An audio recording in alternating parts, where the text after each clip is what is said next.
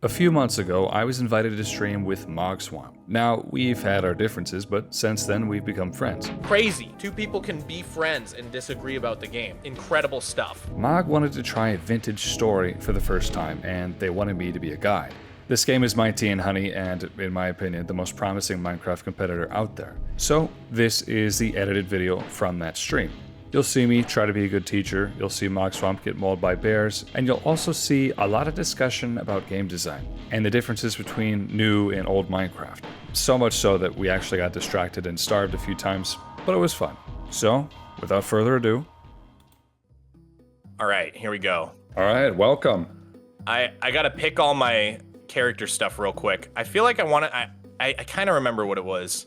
I had like green eyes and green skin, you know, for the branding. You can also pick a last selection. That is a button at the bottom left. Oh, that's perfect. Oh, thank you for telling me. I was about to spend all that time just doing the same thing. For class, do you think I should just do commoner? Like, I don't really know how the classes work in this game. So I do commoner usually, but classes, it's really a multiplayer thing. So each player can specialize in different stuff. It's great for servers. Okay. But it's just you and I, so you do whatever you want. I picked commoner. I'll just do commoner to like sort of learn the game. Well, welcome to the world. First impression is that part of the reason I never tried this game out is because I wasn't crazy about the way it looked. But in game, it actually looks a lot better than the screenshots. I'm gonna be real. Yeah, and that's the exact same realization that I had. It's because I don't know what it is. I guess it's very environmentally simulating, maybe. Yeah. It reminded me of those old 32 by 32 texture packs from like way back. You know what I mean? Like 2012 Minecraft. And I hated a lot of those texture packs. But seeing it with like extra plants and stuff kind of makes it work, actually. I remember seeing them a lot of thumbnails, a vintage story playthrough, stuff like that. And I remember just thinking that they were ugly. Like, I don't want to try that. Yeah. I eventually did try it. Once you get in, it's a lot different than it is from looking at from the outside. You know what I mean? I don't know. Something about it. Yeah, like these plants are pretty. I still think the players themselves are pretty ugly, but they do have like a certain charm to them, I guess. There's like a weird lore reason why they're so ugly. Oh, is there? Yeah, supposedly. I don't know. It's kind of a drab day, but I mean, this is the game. You ready? Okay, yeah, let's do it. Already, I feel like the controls are different. I'm confused on how the controls work. Wait, so it's saying left click to collect and then... Oh yeah, tooltips. Yeah, tooltips on the top of the screen pretty much at all times. There's some on the bottom as well for actions. It's pretty helpful. It's legit a better tutorial than Minecraft. Oh yeah. Do something for me real quick. Hit H. Okay. Oh, survival handbook. Whoa. Oh yeah. Okay, this is like your version of the recipe book in Minecraft, kind of? Yeah, there's a lot of guides how to do specific things, specific processes, but then there's also crafting guides for everything. It's very navigable, very helpful. Okay, interesting. Mr. Walrus9 donated to and said, "Monster, are you liminal?" I don't even know what that means. Can a person be liminal? I thought that was more of a thing that spaces are liminal, but not necessarily people. No. Liminal is a word that can be used to describe literally anything ever. That's what it is these days. The internet just takes terms and destroys them, I've learned. Nothing means anything anymore. Especially with what I do, old Minecraft, it's like a lot of people like to throw the word liminal around. It's, it's liminal nostalgia core, hugcraft. I don't care. I don't care for that anymore. I'm just jaded. Core. Yeah. There we go. It's all just old Minecraft. Oh, you can pick this up? I don't know why I didn't expect to get that when I punched it. Because you can't get grass. Is there no concept of like silk touch? There is no silk touch. So the only reason you would ever want to, I guess because it's super survival-y, so there's some stuff you're just not going to be able to get in the original forms. Got it. But if you go to ruins, which can be found, and they have special items, special decoration blocks, you have to like craft pitch glue so you can glue them together before you can pick them up. It's that's how it works. Okay. First thing you need to do is get flint, I guess, if we're going to get this thing started. Is this flint here? Yeah, that's flint. You can right-click it as well. Oh, into an empty hand. I see. If you shift with the flint in your hand and then you right-click a surface, you'll get a menu in front of you. Oh, wait. Shift? Right? Wow, I think you have a rock in your hand. Oh, that's rock. Okay, Yeah. This is the flint. There you go. I see. Boom. Whoa. Okay, this is like very like actual survival in the wilderness. Oh yeah. Arrowheads, gosh. Okay. So what do you think I should make? Like an axe head? First best tool really is a knife. Knife. Okay. I'd say knife. It allows you to pick up a lot of plants and stuff. What is this? I put a thing on the ground. You've just discovered that this game is actually just a voxel placing simulator. Oh, I have to like carve out the shape of the knife? Oh, this is crazy, dude. Oh my god, I had no idea it worked like that. Wait, did I do it? I did it. Oh, that's kind of a fun crafting mechanic. I like that. Dude, I feel like every single one of these games just copies the crafting table 1-to-1. It's refreshing to see something like actually unique. I agree. I like it. Eventually, I think I've heard that the developer said he wants to move all crafting to the external world. He wants to have no inventory crafting at all. That's so interesting. All right, you need a stick. You need a handle. Okay, can I get one from these leaves? Keep mine in leaves. Maybe you'll get one. Okay. I like the bushy leaves. I do too.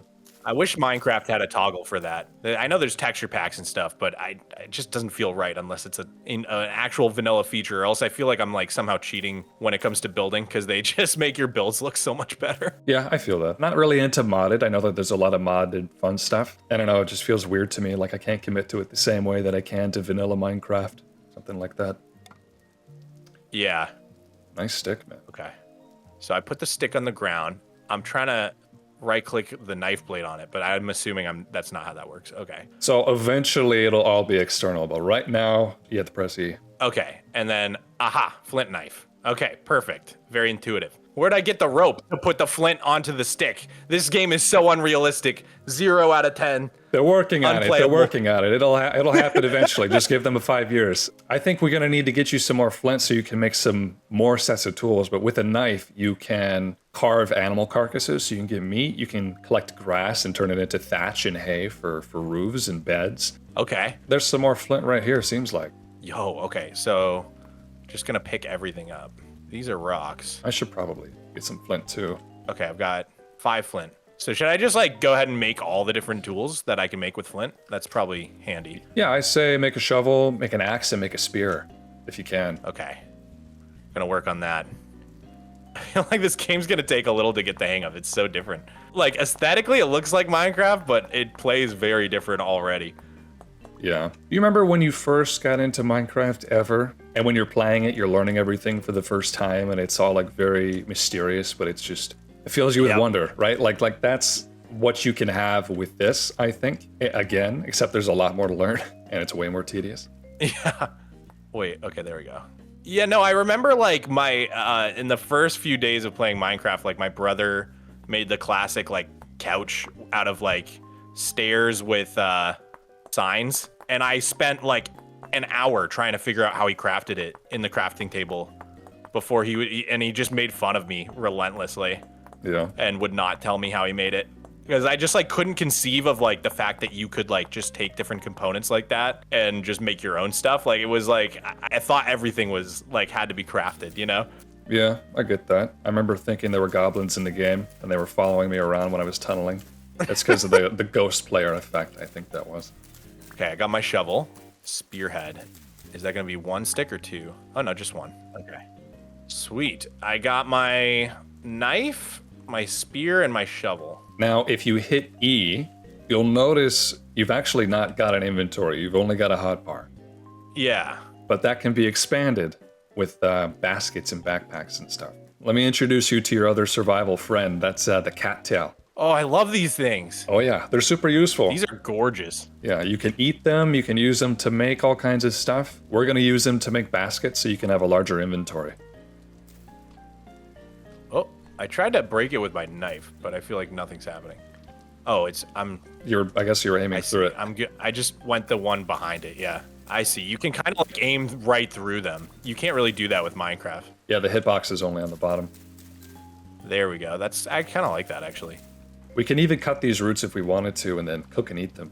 Oh, really? But they're valuable in a way. Oh yeah, so you can burn these cattails. What are these, what are the baskets at the like right side of my inventory? It's where we're gonna fill with backpacks, right? That's your spots for backpacks that expand your inventory. So if you hit E again, real quick, and then you hover over the cattails and then press H. Hover over them, press H. Oh, okay. Yeah. Ingredient for a shield, a chest. So we want the hand basket, I'm assuming. That's going to be our backpack, or a hunter backpack, I guess. Either one. The hunter backpack is a few steps ahead of what we're at. Okay, cool. We can already make this hand basket, though. Oh, yeah, you got enough? Nice. But, yeah, you need 2? That's interesting. Oh, yeah, that's the other thing. So, like, you can't craft it. That's a new thing. Interesting.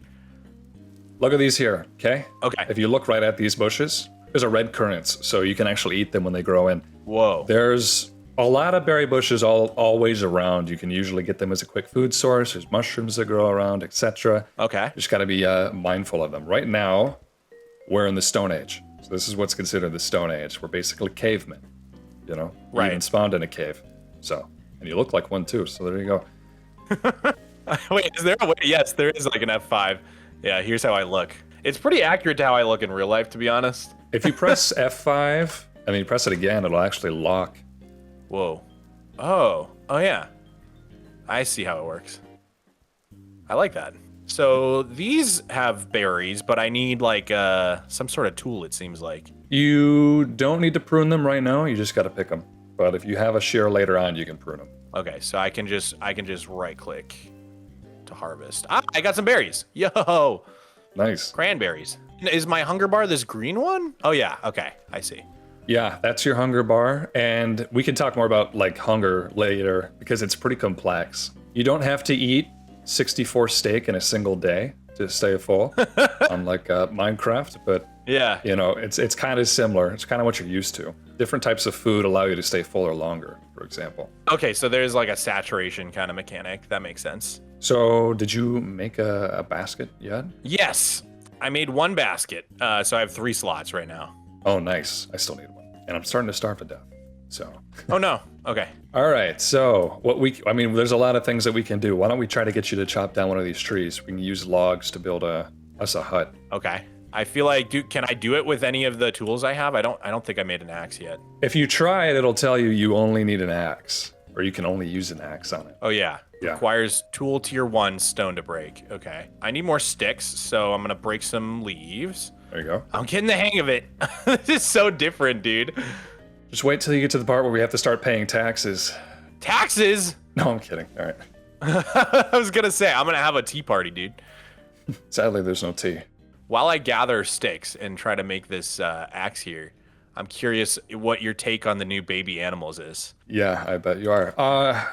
I knew you were going to ask me this. My first reaction to that when I saw it was like, oh, that's kind of a cool mod, I guess. And then someone said like, no, it's real. I'm like, it's real? They're adding that? Wow, really? Anyway, I'm not going to hate on baby mobs too much because that's a death sentence. But the thing is, they're not bad. You know, the designs could be tweaked, but I kind of feel like it's... Yeah, there's some like small nitpicks with the designs, but it's not like nothing serious, I guess. I don't know. It kind of feels like every company and every corporation that feels like it's losing its grip on the zeitgeist feels like they need to add babies to the game.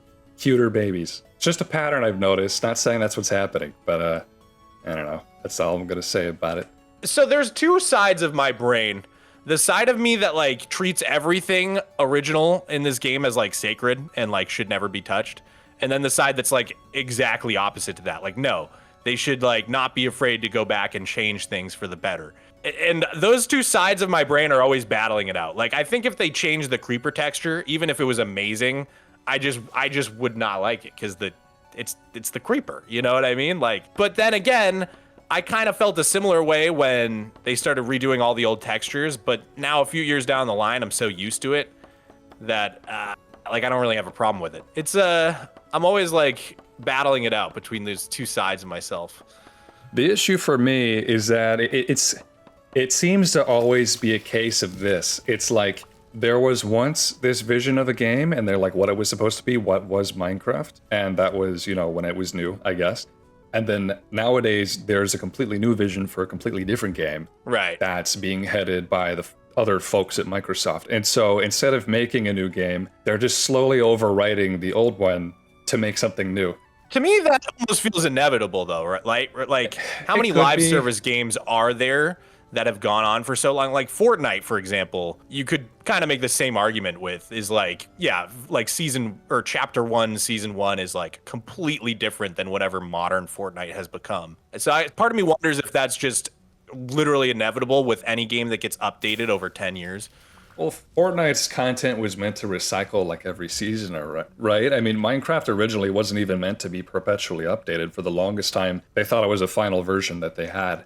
And then eventually, like, Notch's going like, oh, well, there's still so much stuff I want to add, you know, so I guess I'll just keep adding some stuff. And then it just kept growing because the players kept demanding, and it became a great pricing model. But originally, it started from this vision of having somewhat of a complete idea. And then it broke away from that about halfway through and started going towards something else. And then it broke away again when it was sold, I think, when the game was sold and started becoming something new. That's my opinion on it.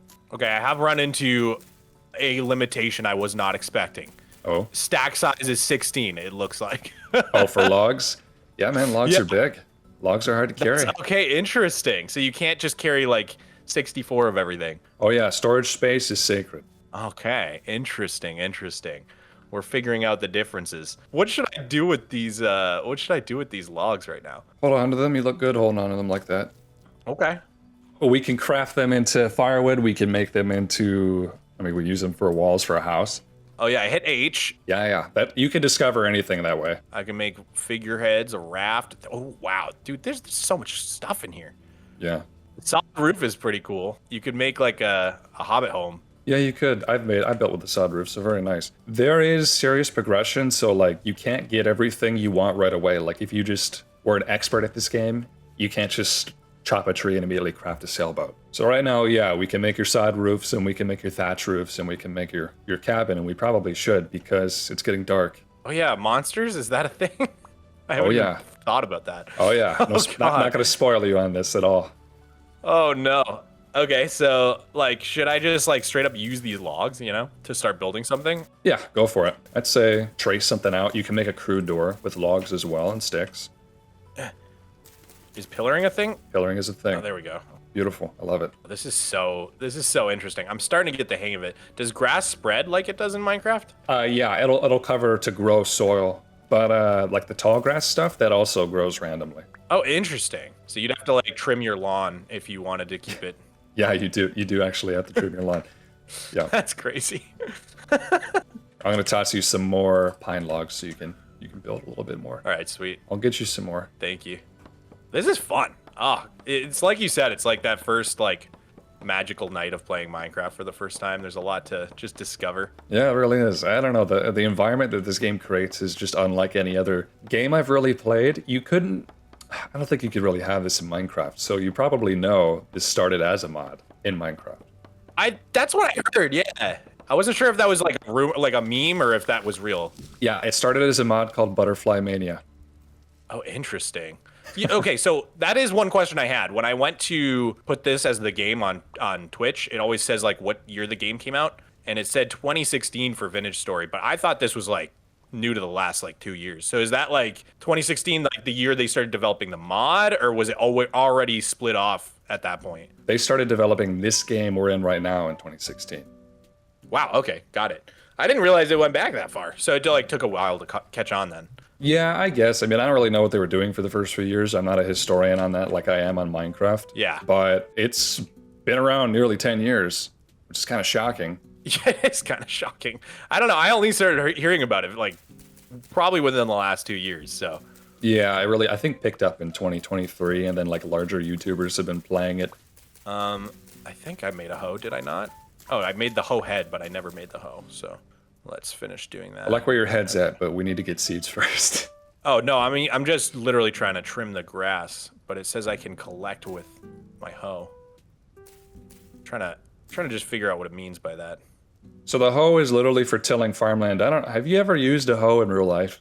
I don't think so. Yeah, so I'm a farm boy, right? Like in Minecraft, if you use a hoe on leaves, it makes it mine faster. That bothers me to all hell because it's like, I don't know, look up a photo of it. Yeah, Minecraft is kind of like a scythe. It's almost more of a scythe than a hoe, right? Like. Yeah, but you couldn't even do that with a scythe. You know, a scythe is for delicate grass, right? It's not for branches. Right. It doesn't make sense. So a hoe is like literally just a square piece of metal usually, or it's like something it's just for tilling dirt. It's just for digging up dirt. You don't swing it at sticks. Nothing would happen. Dude, it's so. I turned the gamma all the way up. What? The weather is incredibly dynamic, so it's different every night. You know, the light level is different every night. The sun rises from a different position every day because the year proceeds. Oh yeah, but I can't see anything though. How do I make it a little brighter? All right, so if you get sticks and you get some grass with your knife, you can make a fire starter, and then you can use that to light a torch. Okay, let's see. Do I have any grass? No, okay. Use my knife. Oh man, I need to make another basket ASAP. I literally, it's just pitch black. I can't see where the grass is. Okay, grass. I got some too. I think I got some. Okay, I got 2 grass.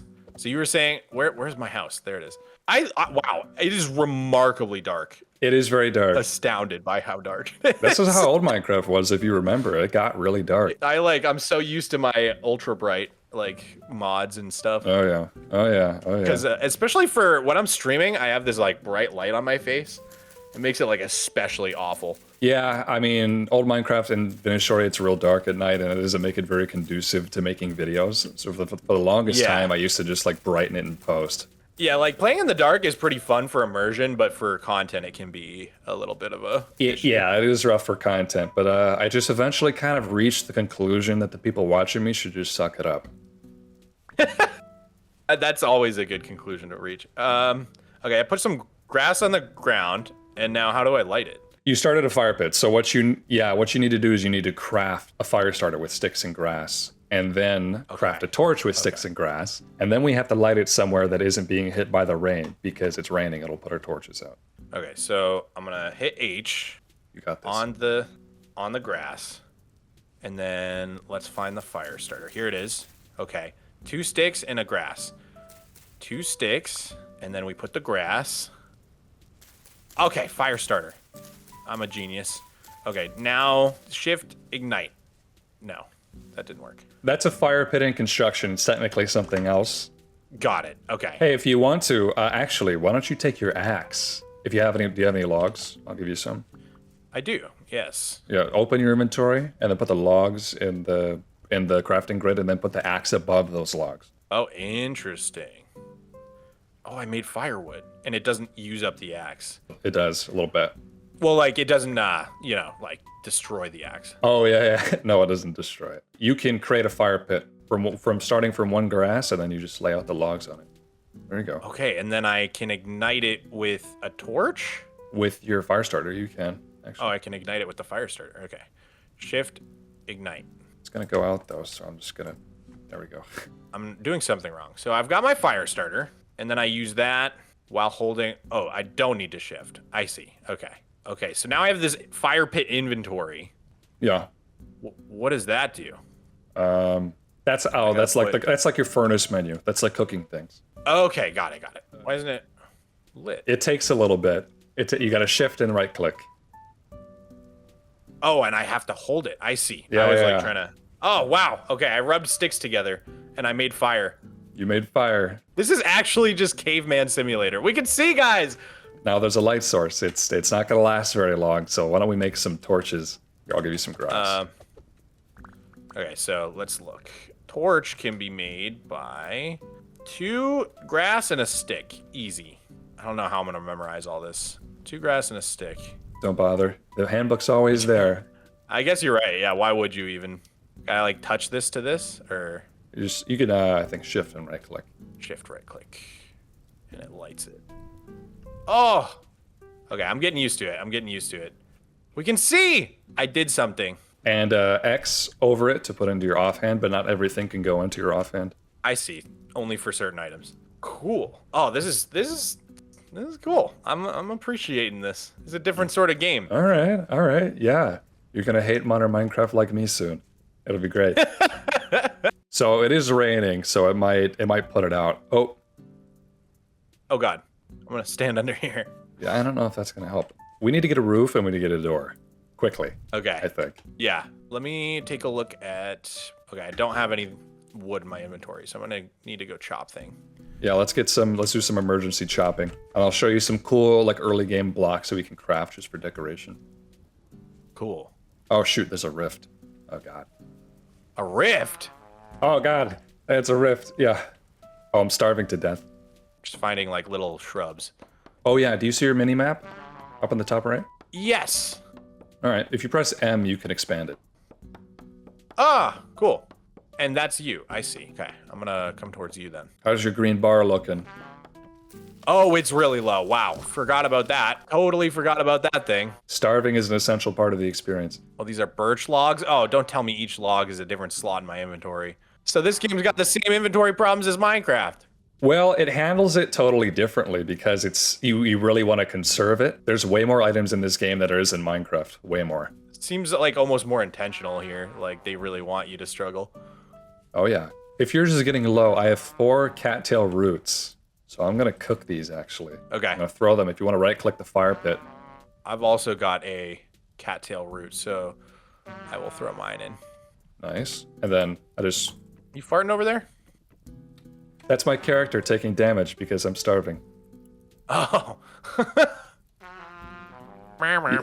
Yeah, the instrument voices. Some people love them, some people hate them. I'm indifferent. All right. You should probably eat that. Let's see. Okay. Eating. I got 1 bar healed.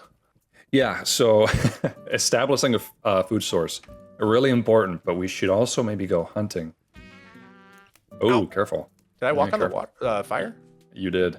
All right, so there's something, you can make some cool decorative blocks. I mean, we could do thatch for the roof by harvesting grass. We can do sod roofs by combining, I think, dirt, grass, and logs. And then we can also, if you take your logs and you craft them with an axe, a bunch of them, you can get quarter logs. I noticed that. Yeah, the sod would be really fun, I think. Okay, well, we're gonna need dirt and grass. Yeah, it wants logs, dirt, and grass, it looks like. I can get a bunch of dirt with my shovel here. I guess I'll cut grass.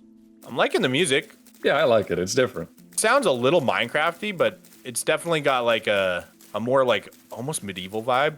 Huh, I would never have described it as Minecraft-y. Never really gave me that impression. I would say it's more like the newer Minecraft music than the classics. Kind of makes me feel like, you know, we're in a little bit of a dead world that's regrown in a kind of a way. But it feels more like adventurous for sure. Yeah. It's got more of like a adventure vibe to it. So I got a bunch of soil and a bunch of dry grass. I just need more logs. Ow! Oh God, I'm starving. Eat your things. Eat your root. I don't think I have any more food. Oh, yeah, well, that's just how it goes. That's okay. We can run around and look for berries and stuff. That's true, yeah. At least it kills you super slow, huh? Yeah. Ooh, I found a rabbit. We could hunt. We can hunt. So your spear is throwable as well as a melee weapon. Oh, that's cool. I really thought they were gonna do that with the Minecraft spears. I was shocked when they didn't. Shocked when they don't do a lot of stuff. There's a fox over here, but we gotta be sneaky. Okay, wait. Oh, he sees us. Dang it. It's like trying to catch a cat in Minecraft. Yeah, kinda. I think we lost him. I've lost sight. Yeah, I've lost him, dude. Oh, wait, he's right here. There it is. Hey! Oh, wow, that really drops fast. Ow, he's hurting me. How do I pick it? Oh, I just walk on it. Yeah, you just pick it up. Got him. He bit you? He put up a good fight. I got him, though. Okay. There you go. This is the part where you use your knife. Now we harvest him. Okay, with my knife. Oh God, I'm skinning the fox. This feels so wrong. Okay, I got raw bush meat and some hide. I can't carry it all. You want to take the hide? Oh, it's finally day. I can see. It's gorgeous out. Look at that, ladies and gentlemen. It looks pretty good. I like the lighting engine. Nice, like, subtle shading. A lot of Minecraft shaders I don't like playing with. I see the rift you were talking about. Oh, you do? Yeah, okay. I'm scared to go near that. Yeah, steer clear. Oh, why don't you just step it right in the center of it, you know? It's like trying alcohol before you're of age. Put a hair in your chest. Yeah. Let's try and make some of those thatch roofs. And then, yeah, cook up this bush meat. Do I go over to the fire? I gotta refuel it, probably. Probably. What was it? Axe and logs. You make fire. Axe and logs. That's right. Oh, yeah. I'm sorry. Yes. Okay, so we'll get like 12 of those and throw them on. Now we can open that up and cook our meat. There you go. Wow, it's even got the temperature in Celsius that the meat is at. That's insane. This game is so detailed. Oh, yeah. They're really going for realism, you can tell. Yeah, so the temperature in the bottom is the temperature of the fire pit itself, and then the temperature in the green arrow is the meat that you're cooking. I handed you some berries, just to tide you over. Oh, thank you. Now I can stop taking damage. So how do you heal then? Is it like bandages and stuff? You heal over time. Okay, so here's your next lesson. Hit C. Okay, C. Whoa, that's me. There's a lot of information. You can wear a lot of stuff. There's a lot of environment information. There's also stats. Nutrition? Yeah. That's insane. Can you get like scurvy if you don't eat enough different types of food? No, not yet. But what you're asking about is the physical section. So it's down below. You can see healing effectiveness. I mean, mine's 100%. Yours should probably be 100%. Yeah. But that can go down or up, depending on the environment. In the winter, I think it goes down if you're underground, if you're like been starving for ages. Got it. Chat says better diet increases your max HP. That makes sense. It does. Yep. So it's not like you get sick. It's more like it'll make you tougher to just have a good diet. Yeah. And your bushmeat's done. Oh, let's go. All right, let's snack on that. See how much this heals. Oh my god, that barely did anything. Yeah. We need to learn how to actually cook instead of just hanging stuff over a fire and picking up berries off the ground. You can make complex meals pretty early. That's going to require us to make like pots and bowls and stuff. Yeah. Let's finish the house up real quick. Yes. Grass, log, soil. Oh, it's got to be medium fertility soil? Oh my god. Is it really? Oh, okay. Yeah, okay. That's why it's not? Okay. I think that is why. We can make thatch if you want. Okay, I'm down for some thatch. I'm not seeing any thatch. When I hit H with dried grass, at least. Maybe you need hay. Yeah. You have to craft hay first. Hay then makes thatch. Yep. Okay, so let's make as much hay as we can. Got it. And now we use that, and we can slanted thatch roof. Is there a way to just like, like in Minecraft, if you look in the book, it'll like kind of put it in your crafting? No, I don't think so. I'm sure there's a mod that does that. You'll also learn that there's a mod for literally everything you could ever want because the modding API is super robust. Oh, nice. But not in the base game, I don't think. Got to craft it. Okay. Dude, the amount of people who think we're playing Minecraft right now with a texture pack is so funny. It's also very sad. It's like, yeah, I get it, because it feels like this could be done with a mod in Minecraft with like an immense amount of work. Yeah, and like a NASA computer. Yeah. Making that run. This game runs incredibly well for what it does and what it is, in my opinion. Yeah, it seems pretty well optimized. I'm assuming it's not also using Java. I feel like the overhang looks bad. Yeah, you can make what can you make with thatch? Can you make half overhangs? You make like corners? Yeah. You can make thatch roof halves if you want. Oh, interesting. All right, I'll get rid of those. Can I just mine them and they drop? Okay. I kind of like the physics on the items when they drop. It's really fun how the blocks like bounce around. I like that. For the interior, there's got to be like a wooden slant for the interior that we can do, right? Oh, for the roof? Yeah, for the inside ceiling. Not that I know of. What? But there was quarter blocks though. We could use those. Why not? Let's do it. Yeah, axe with 6 logs. It looks like. It's a kind of a low roof. Yeah, it is. It'll do. We're pioneers. It's our first ever, baby's first vintage story build. Mine was just dirt, so this is a lot better than what I started with. Oh, you did make those half thatch roofs. Those look great. Yeah, I'm actually gonna throw up the ladder real quick. Oh, don't throw up. It's okay. I'm trying not to, but playing with me is that sickening. No.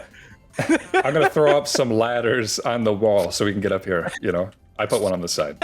I'm just gonna put a placeholder for a second. I'm out of regular logs, so. I got some.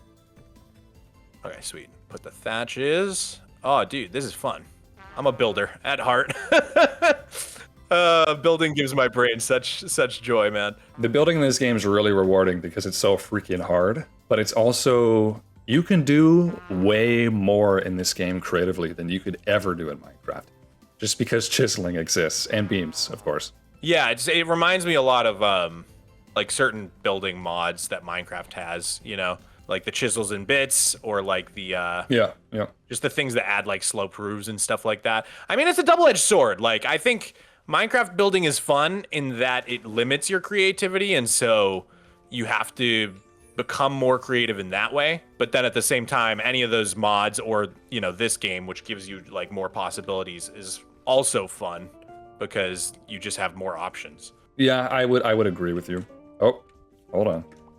There you go.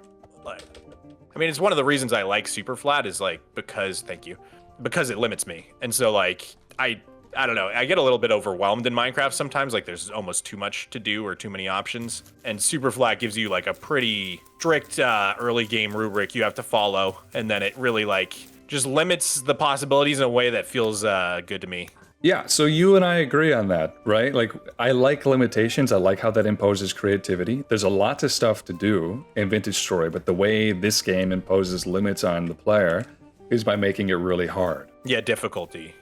So it does it well, but modern Minecraft, can I say the same about it? I don't know, probably not. So they have this this like principle they follow where, because some people are like me, and they don't really do well with difficult things. Like, I struggle with hard games. Even though, like, I do usually enjoy them once I get into them, but I struggle to get into a lot of them. Couldn't play Elden Ring, you know, couldn't play Cuphead, stuff like that. Oh, yeah, sure. Same.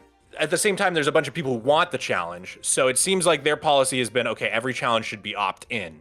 Trial chambers, you got to go seek them out. The Wither, you spawn it. That does have some pros and cons to it, that philosophy. Oh, I shouldn't have made slopes. I should have made ridges, right? Oh, crap. What am I going to do with these? I think you can recraft the slopes, I think, back into thatch. Oh, you can? Oh, and you can make the halves. Okay, I see. I could at least repurpose these halves. I wasn't good at Undertale, you know, I wasn't good at Elden Ring. I don't play first-person shooters, not really. You limit yourself by playing super flat. So I think that you partially agree with me, because I limit myself by playing alpha. Yeah. I enjoy the limitations. I enjoy that structuredness to it. Vintage Story has that. There is an overall overarching vision here that kind of decides the game's direction and decides what the player can and cannot do. Whereas Mojang, it's kind of been like, what can we add this year? I don't think that there's much overall thought into everything. I've kept saying lately that I think peak doomer for me when it comes to Mojang was like the 1.19 to 1.20 era. Yeah, for a lot of people it was. That felt bad to me, because especially with the PR stuff with the Firefly and the Birch Forest revamp, I just couldn't understand quite what they were doing, if that makes sense. But I think they heard our criticisms and did the drops, and they've been pulling off the more frequent updates. But now I think the goalposts are shifting a little bit, and now everybody's saying they want the bigger updates again. So I do empathize with them being like, we're a hard community to please. I think there's so many different people in the community. We're a hard community to please because there's not a visionary. You know, there's not like, here's the road. They have a quote unquote roadmap. It's like, we're gonna add this structure, we're gonna add this tree, we're gonna add this thing. But there's not like one guy making decisions. There should be. I think that either Jeb should step up. Oh, that's cool. I think that Jeb should probably step up into like being the king of Mojang or something like that. Yeah. Rather than things kind of being done by committee. You know, I think that's kind of hurt the game in a way. I would agree that I think from what I've seen of the new dev team, it feels like a bunch of people kind of trying to focus on adding things that just feel fun in the moment, which I think is kind of what Jeb and Notch were doing way back in the day. Yeah, they were. But I think the difference is that the game's not brand new anymore. So like having that sort of happy-go-lucky, let's just see what's fun to add in this week attitude, like you said, it doesn't necessarily have like a super clear vision when they do that. And there was a vision, of course, I think that some people probably know, like Notch wanted to add, I think, more NPCs. He wanted to have like red dragons. They wanted to have the Aether, which we know about, but they added the end because they were, you know, crunching on time. Right. Stuff would have been different. And I don't even know if I would have liked his original vision. Like, a lot of that stuff sounds lame to me. Yeah. I don't know about this red dragon, dude. I would agree, but I'd have to see how he does it first. Because, you know, I'm kind of the guy that's like, does the RPG mechanics really belong in the game? I don't know. He wanted to add more RPG stuff. Yeah. He wanted to do the villagers. He wanted to do that kind of stuff. And like, that was the first kind of, not the first, but that was a pretty big stylistic break from what was already happening in the game, if you think about it, right? Because before then it was all sandbox, it was all like mildly survival, and then now it's a story. Now there's a dragon at the end of the game. And the only story that we're told about why we even need to kill the dragon is because he killed your parents with fire. Yeah. He said that in an interview once. I waited a long time to try this game out because I didn't love the aesthetic, and I know that when it comes to this type of game, I'm less about the survival adventure aspect and more about the base building aspect, but I'm having fun with it. Yeah, it's crazy. Like once you actually open it up and start playing it, it's a totally different feeling than you would probably expect. Yeah, because like I kind of assumed it would be kind of like RL Craft type. Oh god, I gotta, here, let me feed this fire, and then I can cook a root. Oh god, it stresses me out when I'm trumpeting. Not a band kid? I haven't ever played RL Craft, but I always kind of assumed Vintage Story would be super similar, like just really, really tough and unforgiving. Which it is hard, but not. It doesn't feel like, I don't know. RL Craft feels like one of those games like just purely meant for the sadistic people who hate themselves. You know what I'm saying? Well, I don't know. There's parts of me I wouldn't mind doing a challenge like that. I like challenges. I said earlier that Vintage Story was once a mod called Butterfly Mania, and that's like only partially true because they eventually turned that mod into Vintage Craft, which was kind of like RL Craft. Got it. They hit ceiling limitations, with the little modding API that there was. So yeah, they started making their own game. I mean, probably smart, right? Because Minecraft is pretty janky to work within, I think. Yeah, I would imagine. I know a lot of retro modders, and I've tried to learn retro modding myself. Like, I just want to add like one block. I just want to add one thing. It's so hard, man. God nerfed me by making me not be able to code. All right, let's put that in, and then how do I relight this again with my torch? Ignite. Kind of killing the golden goose here. And now I can cook my roots. Aha. What's chat saying? I'm trying to radicalize as much of your audience as possible. Mostly chat is still just continually grappling with what this game is. Awesome. I think that's gonna be the most of today, is just them being like, is this Minecraft or Hytale? And I'm like, surprise, it's neither. Hytale. That's a good subject. Yeah, we could talk Hytale. I've been a hashtag doubter. I've heard some stuff that you've said, yeah. People don't like my takes on Hytale, but I feel like they're very unoffensive takes. My take is basically just that people need to stop overhyping it. That's like as deep as my take goes. Other than that, I think it's probably going to be a good game, as long as it's given the time to figure itself out. You know what I mean? But if people just like keep saying, no, this game's going to kill Minecraft tomorrow, I feel like it's not. That's not a recipe for success. Is anyone saying in 2026 that it's going to kill Minecraft? So that is, okay, so when I made that video being like, I think the hype's gotten a little overblown, that was the #1 comment, is everybody being like, no one's saying this. But then in the same comment section are like 10 people being like, no, dude, you don't understand. This is going to kill Minecraft.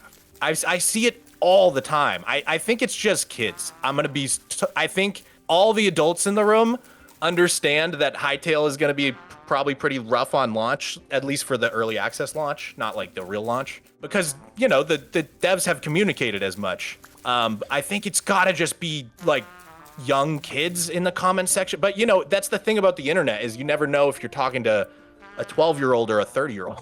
So it's like, I have seen the take that it's gonna be the Minecraft killer all over the place, but I'm starting to think it's probably just mostly young people saying that. There was way more hype saying that it was the Minecraft killer 10 years ago, right?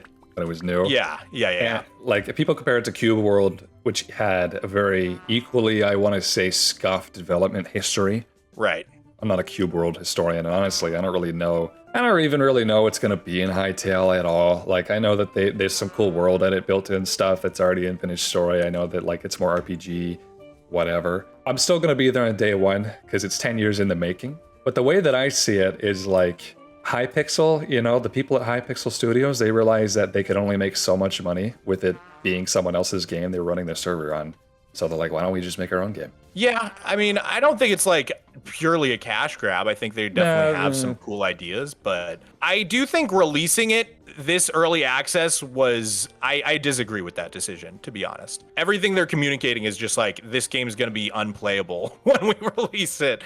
And I don't know. That to me feels like a little bit of a cash grab to just. I just don't like when any game does that. I think Minecraft is a unique one because it was like kind of the first game to do it, really. But the whole meta, I hate how the whole game industry functions this way now, where it's like a game is released in early access, everybody pays the full price for it, and then it's unplayable for like the next 5 years. I don't like that meta. I wish that meta would die. Maybe Hytale's different. I don't know why it would be different, but maybe it is. Maybe they're like, it's been on the shelves for so long, they just want to get it out there, right? That is the sentiment I see from a lot of the fans, is like they're just happy that it's back in control of the original dude and that something is coming out. Like they seem to just not even care about the game itself so much as the fact that something is releasing, which I guess I can empathize with that. I do think that it is at its core a business decision because Simon bought it at cost, right? He bought it at cost. He needs to make that money back as soon as possible. So the only way really to do that is to hype it up now instead of a year later when it's ready. Like, I don't think they can afford to do that anymore. I don't think buying skins and lucky block packs in Hypixel is gonna fund it. Right. So they need to do the hype right now. I'm gonna be there on day one. I'm gonna be there, the 13th when it launches. I'm gonna get my reaction. So is everybody else, I'm sure. I've actively decided I'm probably not gonna play it for at least a couple months. Right. Yeah. I just know myself. And if it is a buggy mess, I'll never touch it again. Like for me, those first impressions do matter for even though I know they shouldn't, you know what I mean? I'm gonna try to hold off until it looks really fun and solid before I give it a shot, because otherwise I think I'll get really frustrated and just never want to touch it. Even if they fix it eventually, I just have a hard time going back, Where do I get more flint, dude? I need a bunch of my tools broke, but I can't find any. I guess we keep looking. You can use certain types of stone to make stone tools the same way you do flint, but they're weaker. Oh, okay. But not all stones can, because like sedimentary stones, stuff like that, they're too brittle to make tools from. I see. Well, let's look around. And look, there's ruins over here. Did you see those yet? Yeah. I saw some it looked like an oven. There's actually a lot to be gained by exploring in this game. I don't know. I think that Minecraft's exploration is purely driven by oh, look at this new structure, right? Come get this new structure like that. I've always been an anti-exploration in Minecraft guy, which is this is a take that always gets people mad at me. But I just think that fundamentally the game is about base building, and unless they significantly change the inventory system, then it really can't be an exploration game in my opinion, because you explore 2 structures and your inventory is completely full, even if you use shulkers. So I don't know. I've always been skeptical whenever they keep trying to force exploration onto the player base, because I'm this is a game about base building and being in one spot and making farms and stuff. Feels like more of a homesteading game than a exploration game to me. But I would agree. That's why having a good seed was so important back in the day. Do you remember those seed finding websites, the seed sharing websites, stuff like that? Oh yeah. Oh yeah, and for the first 3 years of its development, there was no exploration that was really part of the game as meta. There wasn't really a reason to explore except to find cool places to build something. Yeah, that was pretty much it. And now it's not that way. To progress through the game, you have to go from one randomly generated structure to the next. Kind of. Superflat almost proves that you don't really need to do too much of it to have almost everything in the game. Yeah, but how do you get to the end? That true. Yes. there are exceptions for sure. For surezies. That was an interesting discussion, the whole how you get to the end thing. I still don't know how I feel about it. Cuz so many people said it needs to be changed, and then so many people said it needs to stay the same. I'm pretty much 10 toes down with what I said. I think that I would make a small concession here and there. I know you said this stuff about the trial spawner stuff, right? You think the trial spawner should be in the end ship so you can get more elytras for servers. So I understand that. Even if that could even be a server only thing. It only gives you one if it's just one guy there, right? Yeah, basically each individual player can do it, but then a single person has to wait, I think, a half hour at least before doing it again. Or can you just do them over and over again? I think you can. Oh, I'm totally against it then. Yeah, I wish it was a one time only, but each individual player could do it. The time limit does discourage you. Like, you just kind of have to stand around, but I guess it does make it kind of farmable, because then you could have a very slow farm.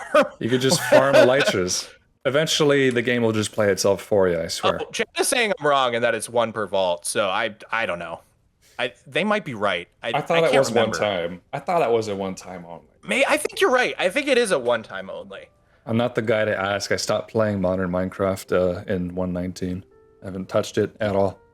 Okay, I made a new knife, and I wanted to... There was a dead rooster over there that I wanted to try to cook up. Oh yeah, it was over here. I saw it. Let's see here. I think my axe is done for, so I'm gonna craft one of those real quick. Yeah, let's get a door on this puppy, and then we can make beds. Cool.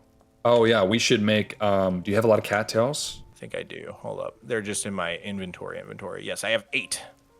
Oh, that's not enough. We need a lot of cattails. We can make chests and stuff, and then we need to find clay. That should be the next thing on our list, so we can get better food sources. Okay, let's refuel this. I'm getting the hang of this. I'm so slow right now. It's all good. It's all good. And then we relight this.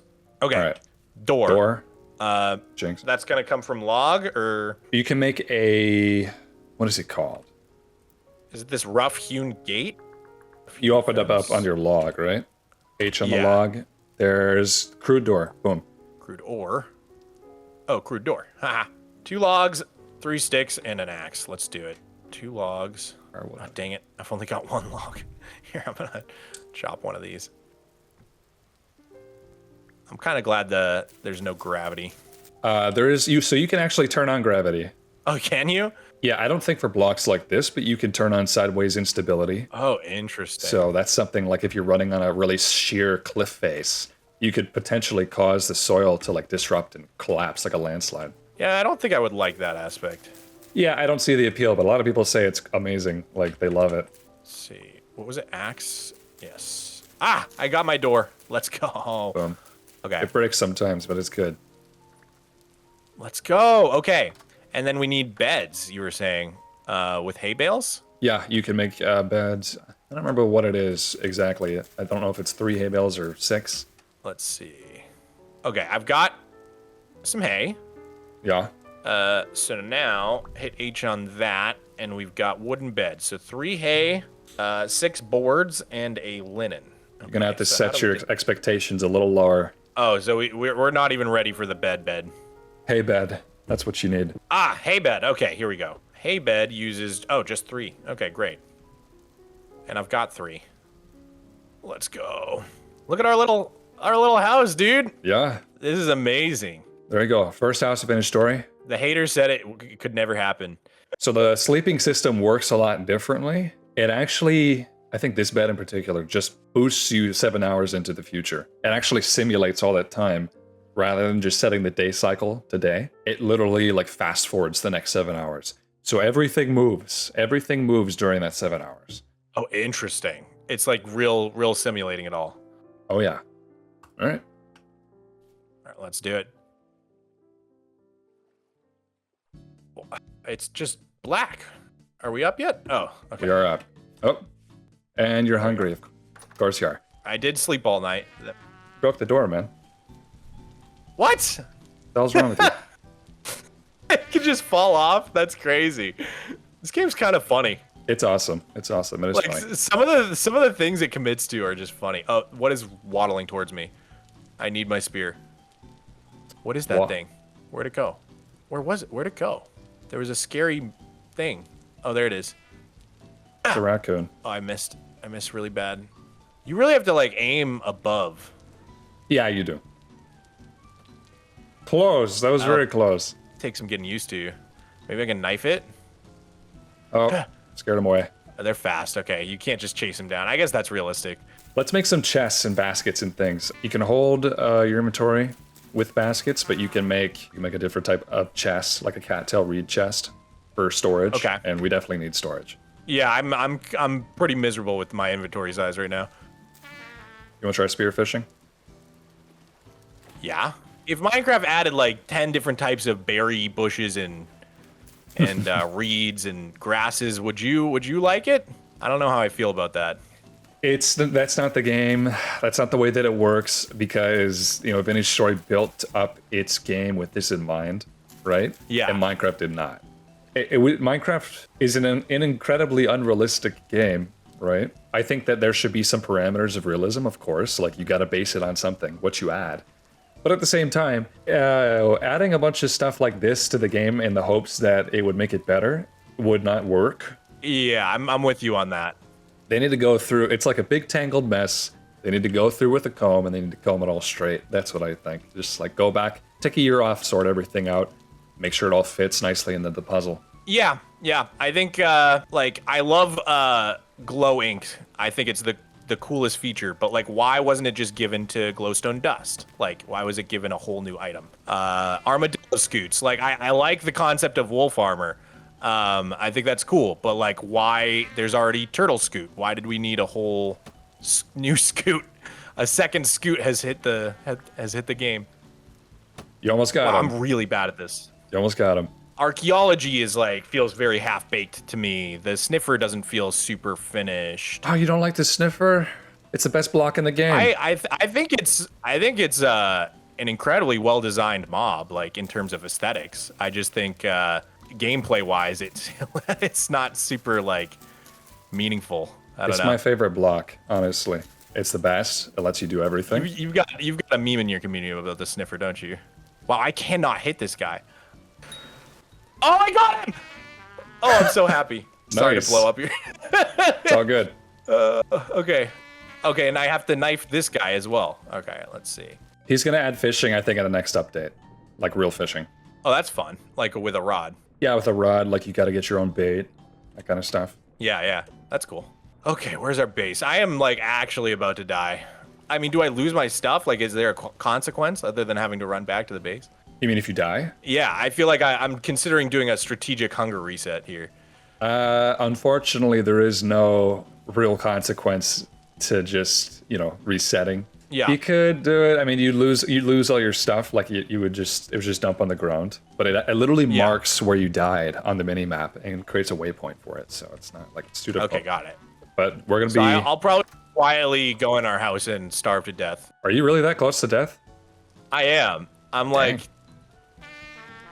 Yeah, well, it's gonna take a tiny bit. I got 1 bar left. Is it normal that like my head is like drifting downwards as like, does that come with the? You're woozy. Okay, I'm You're woozy. Not feeling too good. I love how there's a rage quit button. All right, well, why don't we cook this fish? So I gotta strip some logs, right? Can I turn these quarter logs? You can't for some reason, but you can still use them as a fuel source. Throw those in. Perfect. And then my torch went out, so how am I gonna? I guess you can light it on this torch. On the house right here. Okay. There you go. So X. Boom. Dude, I could definitely see myself getting pretty into this game. It's got a certain charm to it. Yeah, it's fun. I'm distracting you a little bit, but it's a really great, I think, progression to it. Yeah. So we were gonna try to make some more baskets and stuff, right? That's mostly just dried grass. That's actually cattails. Oh, cattails. Okay, my bad. Yeah. Okay, Look for ponds, water, and usually cattails will grow around that. There we go. But yeah, I don't know. I actually like them. I thought them doing the baby mobs was kind of a good sign, because that's sort of like an old thing that they're going back and changing, for better or for worse. It's not the most meaningful old thing they could go back and change, but like I said, it just kind of shows that they're not like. Nothing's too sacred to be changed, which I think is good, because certain systems like enchanting or village trading like really need significant overhauls. I do think, I don't know if you saw the villager trading rebalance they were going for though, and I didn't think, I thought it really missed the mark. They never actually implemented it. Was that the one that like they need to be from a certain biome to have certain trades? Yes, that was a while ago, wasn't it? That was years ago, I thought. It was like a year and a half, maybe 2 years ago now. I think it was 2 years ago. I really hated that. I thought that was like the worst way you could try to fix that problem. But obviously I'm going to think that because I'm stuck in a 1 biome world. So that literally makes half the enchantments in the game unavailable. Or not unavailable, but like would force me to just pure RNG it in the enchantment table, which I think is just like anti-fun. I don't know. That doesn't appeal to me. It's kind of late for like to like rein that in. It's kind of a little bit late to that. I mean, slavery is literally part of the meta at this point, and I don't know if that's going away ever. Here, over here, real quick, there's some ruins, and I found something I think you'll find interesting. Okay, I'm coming. To me, I think one thing they should have done is remove the too expensive thing from the anvils. Just have it scale infinitely, like more and more levels to repair things. But that would make mending less OP and necessary. Yeah, there's a lot of stuff that's just like left behind, I think, over the years that's unfinished. Like, I think the anvil, the enchanting, that's clearly unfinished. It needs some more work. That is a cracked vessel. These can be found randomly around ruins sometimes. You got some seeds. What kind was it? Yeah, I got soybeans. Oh, nice. Nice. Should we, yeah, do you want to teach me how to till the soil and all that? Because I'm assuming it's way different. It's not too different. Like tilling the soil, the active like tilling of it is not different. What's different is maintaining and growing crops. There's nutrient profiles you have to be aware of. Oh my God, okay. You need a degree to play this game, dude. I didn't even get into farming till after my first year of playing, in-game year. Does it need to be near water? Like, Putting it near water will help moisturize it, like irrigate the soil. But you can also water it with a watering can. Yeah, I think that's another system I'd really love to see improved in Minecraft is like cooking and farming. I think they could do more with that. If you hover over this, you'll see like it requires a certain nutrient and then what growth stage it's at. And then on the bottom, it shows you what the level of that nutrient is in the soil. And so you grew this in low fertility soil, which means it's going to have a lower base nutrition. So it's not going to grow very fast. Got it. Whereas like if we got medium fertility, which is over here, that's better for growing. Or high fertility, which is a rare find. And now I'm starving to death. I got one cooked wild rhizome for you if you want it. Oh, nice. Mogswamp the cook. Yep. Call me Chef Swamp, dude. Okay. People talk about Minecraft killers. I think that there isn't like any one Minecraft killer. I kind of think it's like Minecraft will hold the community together. Like Mojang will keep its arms around everyone for so long. And then it'll just reach a breaking point. It'll explode out. And then every player will go into their own niche block games. Finished Story being very survival-y. Voima being very creative-oriented. Lucid Blocks being like weird and fake trippy for people who like that kind of stuff. That kind of thing. I think that that'll eventually happen. Like it's like the balkanization of the Minecraft community. There you go. That's not a bad theory, dude. Post-Soviet Union. Honestly, I could see that being a thing. I really do. I have seen that happening. If you've noticed, the production of block games, voxel games and stuff is like really ramped up in just the last year alone. It is weird that it took so long. Like, why now are people doing it? They could have been doing it the whole time. This Mojang's losing their hold, I think. They're losing their relevance a little bit. Like, I understand you're talking about, like, it's good that they're not afraid to change old stuff, but I think it goes back to what I said earlier, and that the game was one thing, and now they've just replaced the old vision with a new one, and they're slowly overwriting it. And it's just like, this skyscraper is built on the projects. That's kind of like what it is. So it's just weird. It's like it's a weird mishmash of two things for what they're going for. And it's not what got a lot of people into the game in the first place, what they're going for now. Like, I didn't start playing the game because it had the sniffer. That's not what got me into the game. What got me into the game, I started in Pocket Edition when the world was like not even that big. There was no structures. There was no caves. Yeah. Although I love caves. But that's what got me into the game. The creativity, the survival aspect. Not the cute mobs and the structures. You know what I mean? Like kind of. I don't know. I'm pretty happy with the drop system lately. Like I was saying earlier, like peak doomer for me was definitely 1.19, 1.20. Yeah. I think the drop system has a lot of drawbacks, but I think we're so much closer to like how it felt way back when it felt like they could just kind of add stuff a bunch of times a year and the game was like progressing and innovating a lot. I definitely feel like we're closer to that. I don't know, like, I think the issue almost isn't as much on Mojang as it is just on how big the game is. Like, there's every kind of player playing Minecraft, and some of them really want survival, so that now those people are splitting off to Vintage Story. Some of them really want modding, and so that those players are excited about Hytale. And like you said, some of them really like creativity, and some of them go off to Voima. I guess my question would be, what could Mojang do to prevent that, right? Because, like, It just seems like more of an issue with being the biggest game in the world than it is with anything specific that they're doing wrong. The thing is, I think that they could have been the biggest game in the world if they had stuck to a singular vision. The fact that they haven't done that is why we have so much variance. And it's, of course, it's good to market to like new people. But I think that one thing Mojang likes to do is they're like, oh, like why are these people buying the game and only playing 2 weeks? We need to get those people who played Minecraft on their friend's iPad once and never again. We need to get them to buy the game. So they add a bunch of eye candy stuff. And like the drop stuff, like if it's drops, if it's once a year, I don't really care. I care about what's being added. I don't care about how frequently it's being added. I mean, the frequency's nice, sure. Right. I care about what they're putting in the game. Maybe like the drops is cool, like they add little things here and there. I would prefer more quality of life stuff. And then maybe there's like one big thing here. Who knows? Right? That seems fine. But what they're adding is important. That's what I think. Yeah. Cat's kind of out of the bag, though. It's a little bit difficult to rein all that in. I would agree. I think like a lot of the drops features haven't been like the most impactful, although I think a lot of the ones that don't get talked about have been. They have done a lot of quality of life stuff. It's just not like super in your face or loud. Like just the music frequency and the music toasts like comes to mind, or like fast crafting with the space bar. That's also new. Those are like things that I have a really hard time playing without now, even though they've only been in the game for like a year now. I feel like those are the changes that stick with me far more than like, you know, a cactus flower or something. But I always like more building blocks at the same time. All right, and there's a reason that is. That's what I'm saying. You know, like quality of life stuff is important.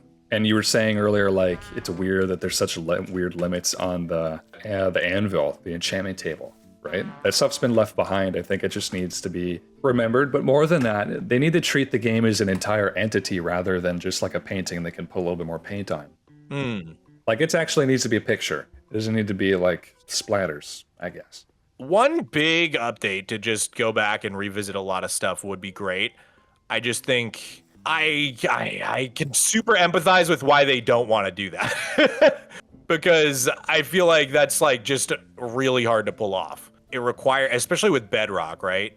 Like they have to make all these new systems work on every single console or device ever created. Whereas like the systems are in place to add new mobs. The systems are in place to add new wood types. So like that doesn't require any sort of extra work on their end to make it work on every single device in history, you know? I do feel that if this game was still Java PC only, they could probably develop so much faster. That's definitely true. I do also think that, you know, 15 years ago they had 10 people on the team, right? And now they got 1,300. Yeah. Or whatever. It's a crazy amount of people. I understand that the game is larger. I mean, I think the dev team is pretty small, to be honest. Or at least that's how it comes off. If you, like, having been to Sweden, it felt very I was shocked how small indie studio it felt. I was almost to the point where I was like, really? Like, this is the biggest game in the world? You know what I mean? Not in a bad way, but it felt very indie still at the studio. So I wonder how many of those people are just, like, purely for bureaucrats, for lack of a better word, and like not actually doing anything development wise. Like, yeah, I'm sure there's a lot of boxes they got to check. 1,300 people is a lot. I mean, there's Redmond as well. I don't know if you ever went there. Yeah, that's true. I did go over to the Microsoft campus in Redmond, but I didn't get a chance to go to the actual Mojang studio because they were doing something that day. Feel super indie over there.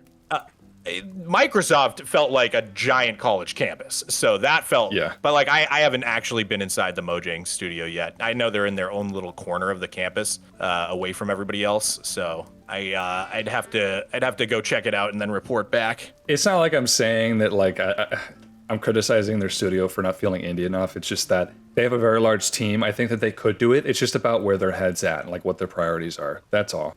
Yeah. Everybody was calling them lazy a while ago, and I think that calling them lazy was like missing the point. It's just that even if they weren't lazy, or like even if they were adding a bunch of stuff really quickly and adding all this like features that they're asking for, I still wouldn't like it. It's because it's what they're adding, not the frequency. Right. You know, there needs to be vision. I always just keep coming back to that, I guess.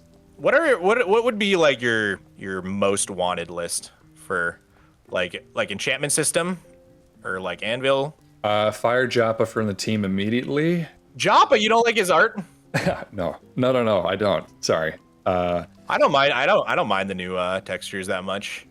They do feel like a different game for sure, but I think that is where like I think some nostalgia comes in for me at least. Is like I do love the way the old game looks, but the new game I feel like just looks a little more cohesive. I think that Joppa he treats every single block like it's not a block. Like he tries to make it look as least block-like as possible. I think like all the pastel, the smoothing, all that stuff. It's very like corporate rework vibe, And before it was janky and it was programmer art and it was like Dwarf Fortress, Infiniminer. It was based off of that kind of stuff. And now it's not. Yes. And I understand the game is different. I understand it's just a part of the whole of the game that's now different. But I still don't like it, and I wish that they would at least keep the programmer art somewhat consistent, because they don't. They don't update it. Yeah, I do wish they would keep updating that pack, because they with the new blocks they don't really go back and add like programmer art versions of the new editions. I've got so much dry grass. Nice. Take those cattails, press H over it, and we want to craft a reed basket. Hand basket reed? Or reed basket. It's a little different. It doesn't have a handle. It's got a little lid. Okay. That's the hand basket. This is the reed chest. Oh, is that the one you're talking about? That's the one. Sorry. Yep. I can make at least one of those. I think I can make another one. Should I just go ahead and make two? Make as many as you can. They're expensive, but they're worth it. Okay, cool. All right, I got two of those. Does that go like in our house? It's like a chest. Yeah, we should get in the house right now, actually. Okay, cool. There's some people outside here to see you. That's the taxes I was talking about earlier. Oh, God. Oh, I hear them. Oh, he went outside. I don't know. What are we doing? Oh, what are those things? Tax collectors. Okay, yeah. Absolutely my entire Twitch chat for the last like 10 minutes has just been spamming Dave. I don't know what that means. I think it has something to do with the Rift. You'll meet Dave soon. Oh, God. I don't know if I want to meet Dave. Should we go to bed? We should go to bed. Let's dump all this crap that we've got off into the basket at least. Save ourselves some room. It looks like he wants to come in. Is he one of them Seventh-day Adventists? I don't know. Trying to sell us something. All right, let's go to bed. Okay. Yeah, man, wait till you hear how the NPCs talk. Still food insecure. Day 3. Is this day 3? I guess technically we started on May 1st. It's now May 4th. May the 4th be with you. True. Got your spear? Yeah. I mean, we just want to starve in here, or you want to seize our fate like real cavemen? Let's do it. Let's brave it. All right, here we go. Oh, missed. Oh! Oh! Dude, this guy's scary. I don't know what he's supposed to be. What is that thing? I think it's like a human that was blood-eagled, and then all the ribs are like tied together to make a bow. God.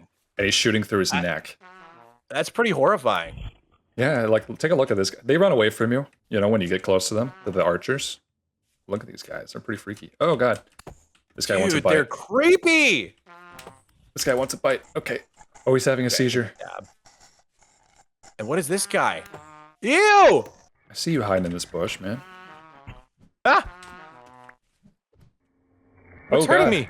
You starved to death. Didn't eat. I'm looking around like, what is killing me? It was just my hunger. My bad. Womp. Not quite used to keeping track of that. Mogswamp. It's all right. Mogswamp. Oh, God. I'm out of his spear. Oh, come on. I think my most wanted for Minecraft would be like a fix to the inventory. Did I stab you? I'm so sorry. You did. I'm just going to reset. Like an inventory fix, some sort of farming / food update. Because I just think it's crazy that like we got like what, beetroot in the last 10 years. So like some sort of farming cooking update, an inventory update, and then probably the end would be like maybe you could do like a big enchantment overhaul. I'm just nervous. I'm just nervous about how that would go. You want to old yeller me? Yeah.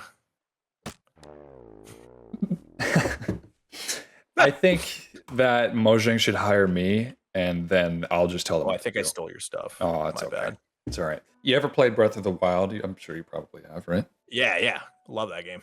The cooking system in that is very similar to the cooking system here, kind of, right? You can make a million different types of meals, And in Vintage Story, those different types of meals, they actually impact the gameplay. They impact your stats, the maintenance of your stats. Yeah. Right? And you also don't need to eat like 15 cows in one day.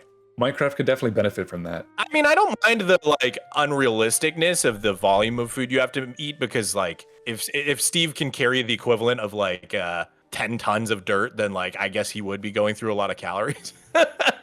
Yeah, I suppose you're correct. I totally agree that like there's like no depth to the hunger system. Like it would be so cool if like, I mean, this is pretty cool with the whole healing effectiveness and your health points and stuff. Like it'd be cool if food could modify the gameplay more. Yeah, there's actual reason to pursue different types of food, like food diversity. Yeah. Right. Yeah. Whereas in Minecraft, there's a best food. Isn't it like the golden carrot or the steak or something? Yeah, you just get your golden carrots and then there's no reason to ever eat anything else, pretty much. Right. You got some flint? I'm hungry. I have 7 flint. Heck yeah. Just like 2 or 3. All right. We're gonna go exploring. We need to get some clay. Okay, I'm so down. Yeah, clay is the next step. We gotta make all kinds of vessels and stuff. It's gonna be awesome.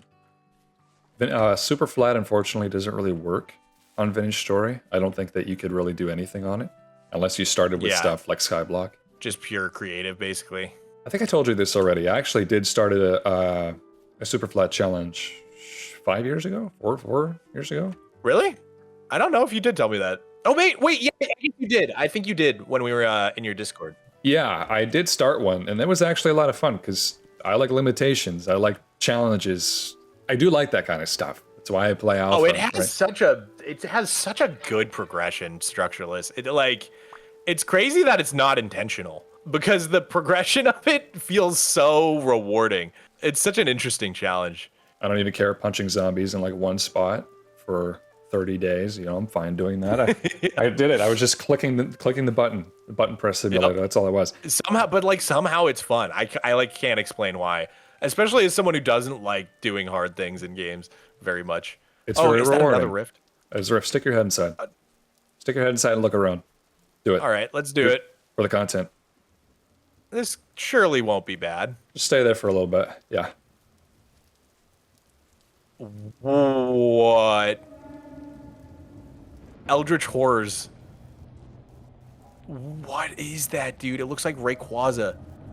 Are those giant gears? Yeah. You see that guy in the distance? Oh my. Chat is spamming Dave. Is that Dave? Do you see the guy walking around? Yeah. That's Dave. Why is he called Dave? I think he's actually called Thunderlord or the Storm Warden in the game files, but nobody knows the purpose of Dave. Not yet, anyways. So they just call him Dave, yeah, okay. There will be a purpose eventually. I just don't think there is yet. That was so scary. That actually really reminded me. It gave me the same feeling as like Half-Life 1. Don't know if you ever played that one. No. They do a great job with the aliens and stuff in that game, and it came up in our end discussion because Zen is supposedly what Notch based the end off of. That not confirmed, but it's the speculation. It makes sense. Yo, do you see that gear in the center of your hotbar? Yeah. So that gear is like sanity. It's your temporal stability. It should be spinning to the right, which means it's filling back up. But if it ever spins to the left, it goes down. And when you go into the rift, it spins down rapidly. That's crazy. Do you start battling your own demons, or like what's the consequence? Yeah, kind of. You'll take damage if it gets too low. If you go deep into caves, it'll go low. You'll start to hear noises, that sort of thing. Interesting. Oh, there's clay over here. So kind of an amnesia mechanic there. I don't know if you still remember it. Maybe a little too well, but... No, sorry. Amnesia is the name of a horror game. Oh, really? Where, yeah, you have... I think it was one of the first games to popularize, like, a sanity meter. Where, yeah, I think slowly you go crazy, and the more crazy you go, the more baddies spawn.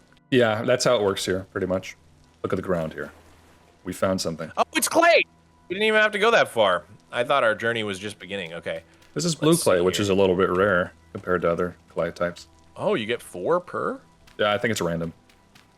Nice. Yo, you have some baskets? I think you took some of my baskets when I died earlier. Oh, that's why I have 4. Okay, yeah. Yeah, here you go. Thank you. Okay, yeah, just drag it out. We can split them 50-50. Ooh, nice. Thank you.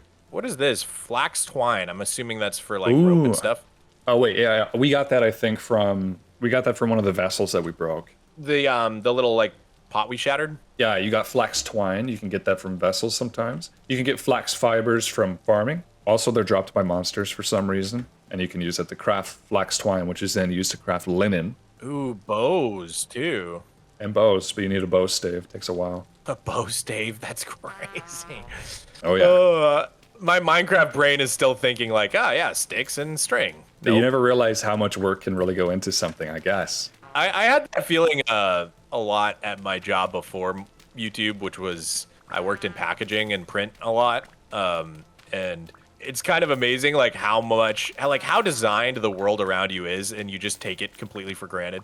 Like every last package or like sign or just anything you interact with in the real world has been designed by someone and then has gone through like multiple stages of review, quality assurance. Like it's weird thinking about that, I guess. And then all the organizations you got to pay, right? Get certified from. Mm-hmm.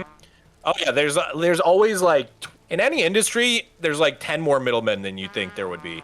Like any job too big for the local print shop gets sent to like a regional print shop that does like jobs for the local print shops, and then any job too big for them goes to the national guys who are like and it's like a bunch of tiers.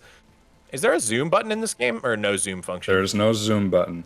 Hold on, look at this real quick. This plant right here, it's a little bit different than the other grass. You've noticed the model is different. What's it say? Growing spelt? Yeah, that's a wild crop. Spelt, I've literally never heard of that. This one's almost fully grown. Well, if you harvest it, we can take the seeds back and we can plant them. All right, done. Here. Oh, thanks. Yeah, why don't we head back? I think we got our clay. All right, cool. We can learn some more voxel placing tricks. I'm gonna eat these mushrooms, actually.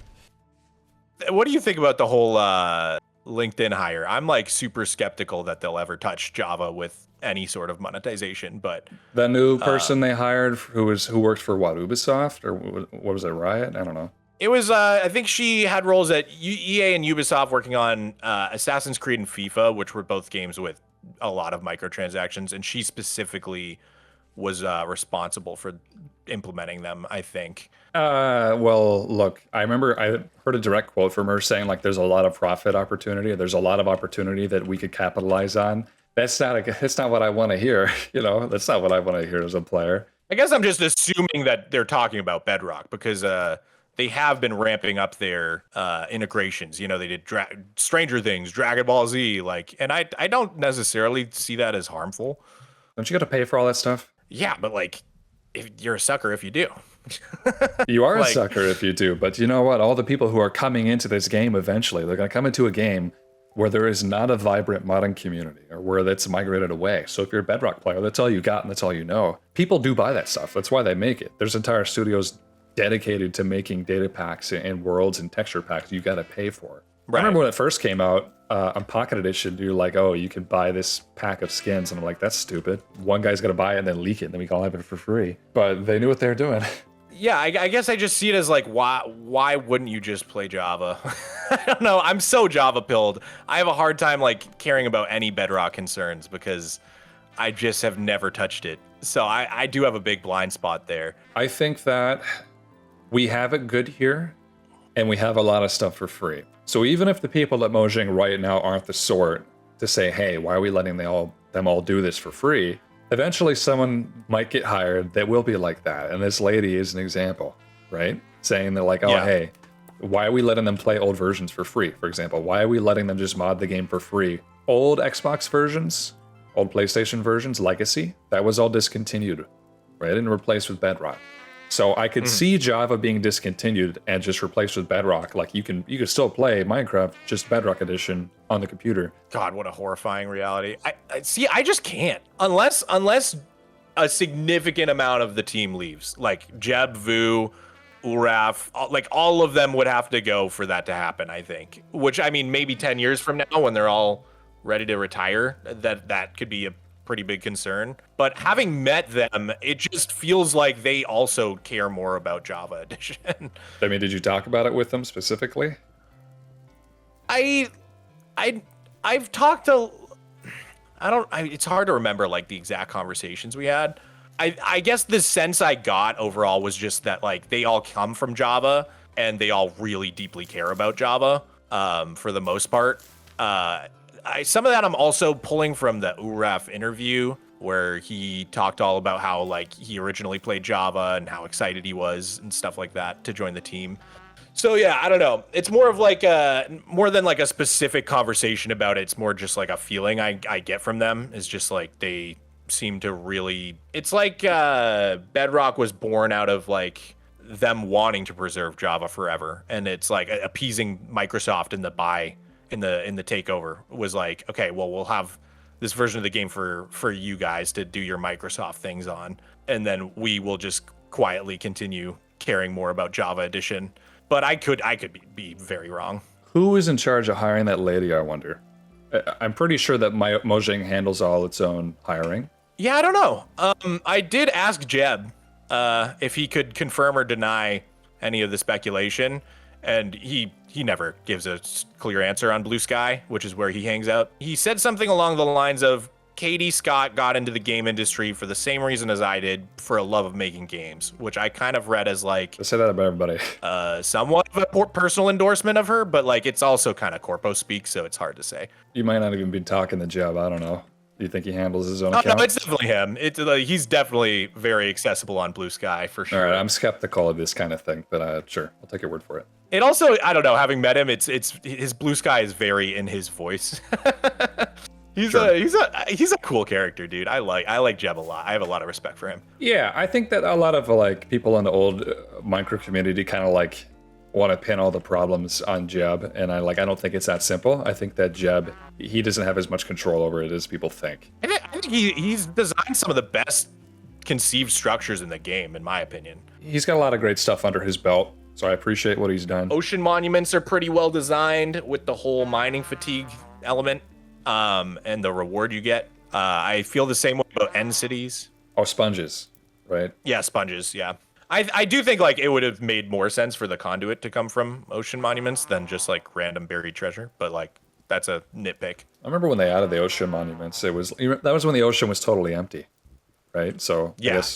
I don't know if you were playing normal survival back then, but you just go around and you just find them every once in a while. They're just really weird. I can never figure them out. I was playing a lot more survival back then, actually. At that time, I was playing on a realm with some of my college buddies. So I was actually probably playing more regular survival than super flat. That's probably the only time in my Minecraft career when I was playing more regular survival than super flat. Somewhere around like 2018, I want to say 2017. Well, let's try some clay forming. Let's do it. I'm so ready. You got some clay in your hands? Yeah, I've got what? No, I left it inside. Let me grab it. I need to eat something, man. Okay, now I've got a stack and a half. I also need to eat something. That's a lot of the game, but we'll finally. Hopefully, the clay forming will solve some of that. Are you about to die? I'm like 2/3 hunger, or I mean health. I am starving though. We could just kind of ignore it. We keep respawning right next to our house, so I feel like for just learning the basic mechanics, it's fine to just keep hunger resetting. Sure, it's noisy, but we can do it. That's their big push to make you care about hunger, is to make it annoying sounding as possible, I think. That's one way to do it. All right, so it's like napping, okay? Clay in your hand, shift, click the ground, and you get a pretty big menu. Whoa, okay, cool. So what we want right now is a cooking pot. Why don't you try making one cooking pot? It's the fourth entry there. Okay, so I need to like build onto it? Or oh, I see, remove. Dude, this is so interesting. Yeah, you can remove, you can add. If you press F, you can get different brush sizes. This is bizarre, dude. What a fun way to implement crafting. I've never seen another game do it this way. It's awesome, yeah. It's so cool because like you can do this sort of stuff in like a chisels and bits mod with Minecraft, but it's not like it's gonna function. Like it's fun to like build the thing yourself with the voxels, but then it actually works, you know?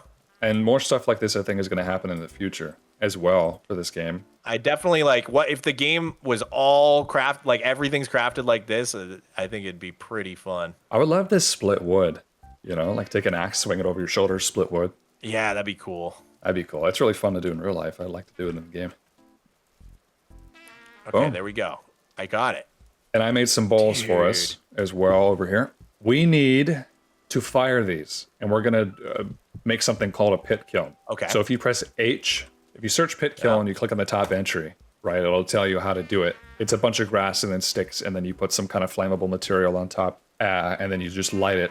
Okay, so place clay products in a 1x1x1 hole. Then place grass, sticks, and firewood on them. So we need to like dig a little hole for these bowls, like right here. Yeah.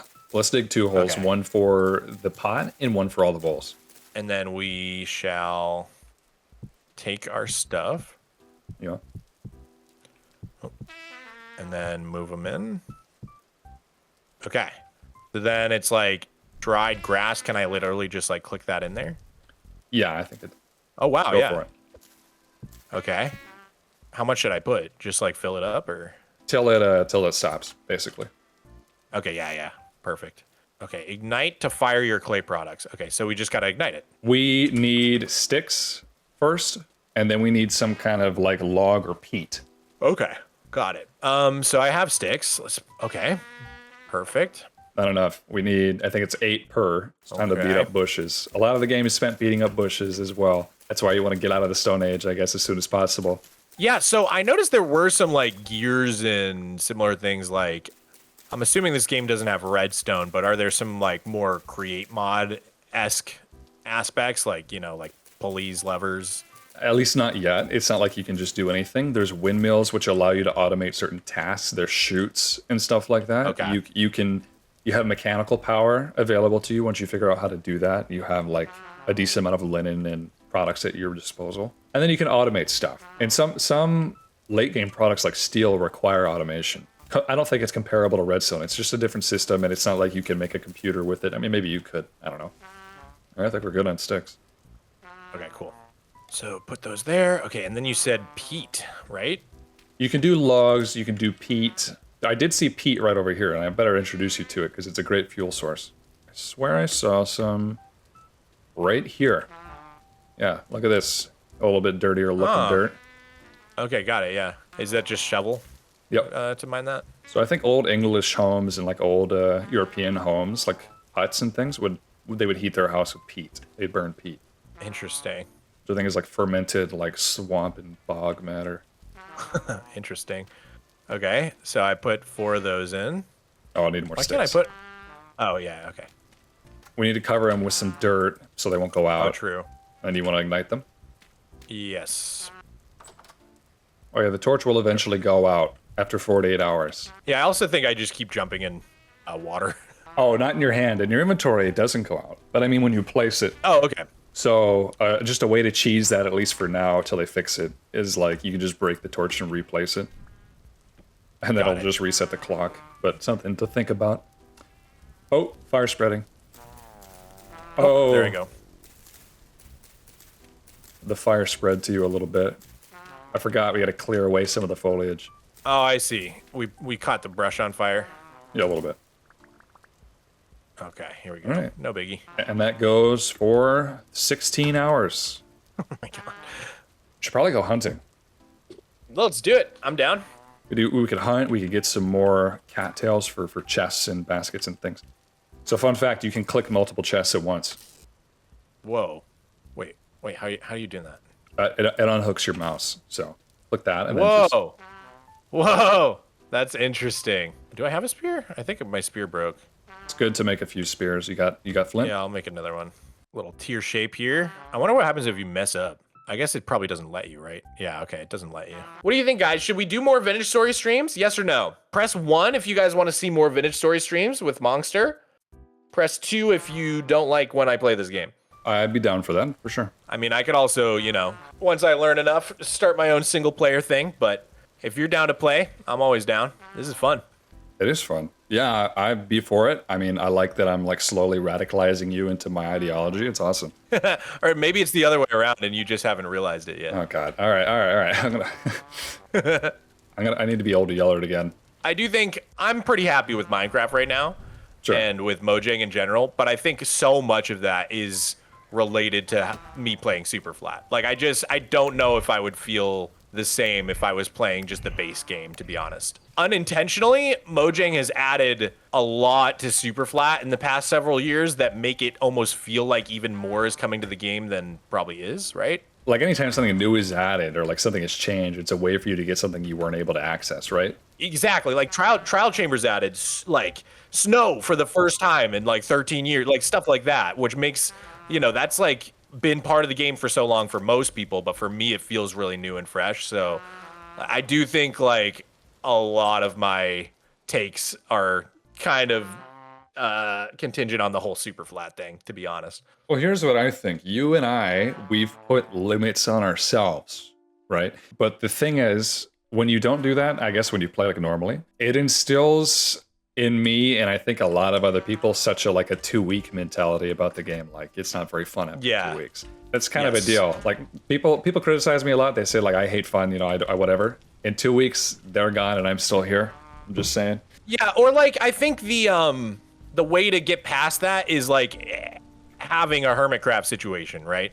I feel like if you have like 15 people plus who are like extremely dedicated to like taking the game seriously and like developing like an economy, like of course it's really fun to play that way, but like that's pretty inaccessible. Yeah, there's a reason that doesn't happen often. I don't know if you've started like many like SMPs, like other ones, just with random people, but a lot of them, no one ever keeps playing. Yeah, they all die. Yeah, a lot of them, or they just become dramatic or something. I don't know. Like that sort of thing happens. That too. It's because YouTube SMPs seem so great because they're very motivated to keep it orderly and keep it coming. Because there's a financial incentive, really. Yeah, of course. Like I think fundamentally that's what keeps it going.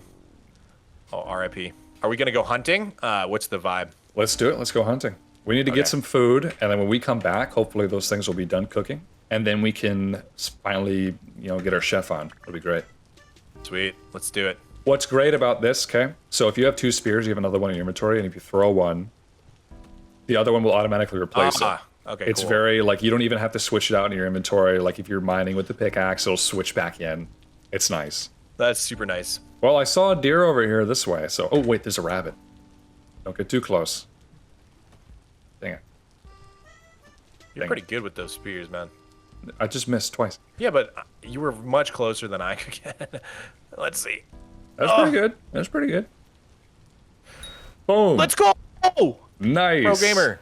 It feels so good. I like the little ding that it gives you. I don't know. That ding was very satisfying, I have to say. Yeah, you can't have a block game without a ding. All right, I just found some flax. Wild flax. I think actually before we get too far, I should probably dump some stuff real quick. And that's a good idea. I'm already running out of space. Is there anything I can condense down here? This is why we need more cattails. You can actually, okay, look, a lot of items in the game you can literally stack up in piles on the ground. So try that with the cattails. I think it's shift and control at the same time. Wait, what? Whoa. Whoa. That's cool. It's pretty helpful. Oh, that's cool. That's really neat. Okay. It's quite helpful. You can place most things on the ground. Okay, there we go. I made another chest. So, bloop. And we can just dump some stuff in there. Okay, cool. I think I'm ready now. Cool. Let's go. It's a rainy day. It'll cover our scent. Get rid of the pheromones. Oh my god. Are you being serious? Is that a real mechanic? No. Okay. I see. I don't like. Wish. I thought you were kidding, but you never know with this game. After I saw that N, P, and K are like nutrient levels in the crop soil, I was like, yeah, I don't know what's a joke anymore. It would be cool. I kind of wish that there was like big game hunter stuff. Imagine you sneak up on like a wildebeest and you gotta you gotta hunt it down. That'd be cool. That'd be cool. There is a lot of potential here for just like pushing the realism to like almost comical levels. Yeah, it's everything that is in Minecraft. I think Tyrion and Verity, who are like the lead devs or the original devs, they've just taken and say like, we can make this realistic. We can do it to everything. It's a fun philosophy, and I guess I see like your critique of having a clear vision is like maybe even partly informed by playing this game, right? Because like they obviously do have such a clear vision. Definitely, and it's like this is very survival heavy, and that's not for everybody. But it's like it doesn't even need to be. We don't need to just add survival mechanics to Minecraft. People think that's what I'm saying, but it's not. What I'm saying is that there needs to be a vision. There needs to be an outline. You need like somebody in charge to rein it in. Compromises when nobody's happy, I think, but it still needs to happen. Yeah, like for me, archaeology is such a good example. It like has so much potential as a system, but it's just like so like insultingly pointless, which is like a shame because like I think like the actual mechanic is like very interesting and fun to engage with, but like there's no reason to. My problem is that all the progression like over time has been slowly replaced by looting. Like it used to be you had to go find the resources for yourselves, and now a lot of it is just like, oh, you can loot for that, you can trade for that. It's cool to have multiple ways to do something, but it's like there's either a bunch of different ways to do it, or there's one way to do it, which is looting or trading. Like trading just covers all of it. It's not diverse. Like that almost just ties back into both of our critiques of like them pushing exploration, because like exploration means more structures mean more unique loot, and eventually there's just not items or blocks left in the game that you can put in loot chests and have it be unique. You know, at a certain point, everything's in some sort of loot chest. Boom. Ah, sorry, I killed a rabbit. Nice. But yeah, absolutely. That was one of the first things that really like kind of upset me, I guess, when I was growing up, going through the updates.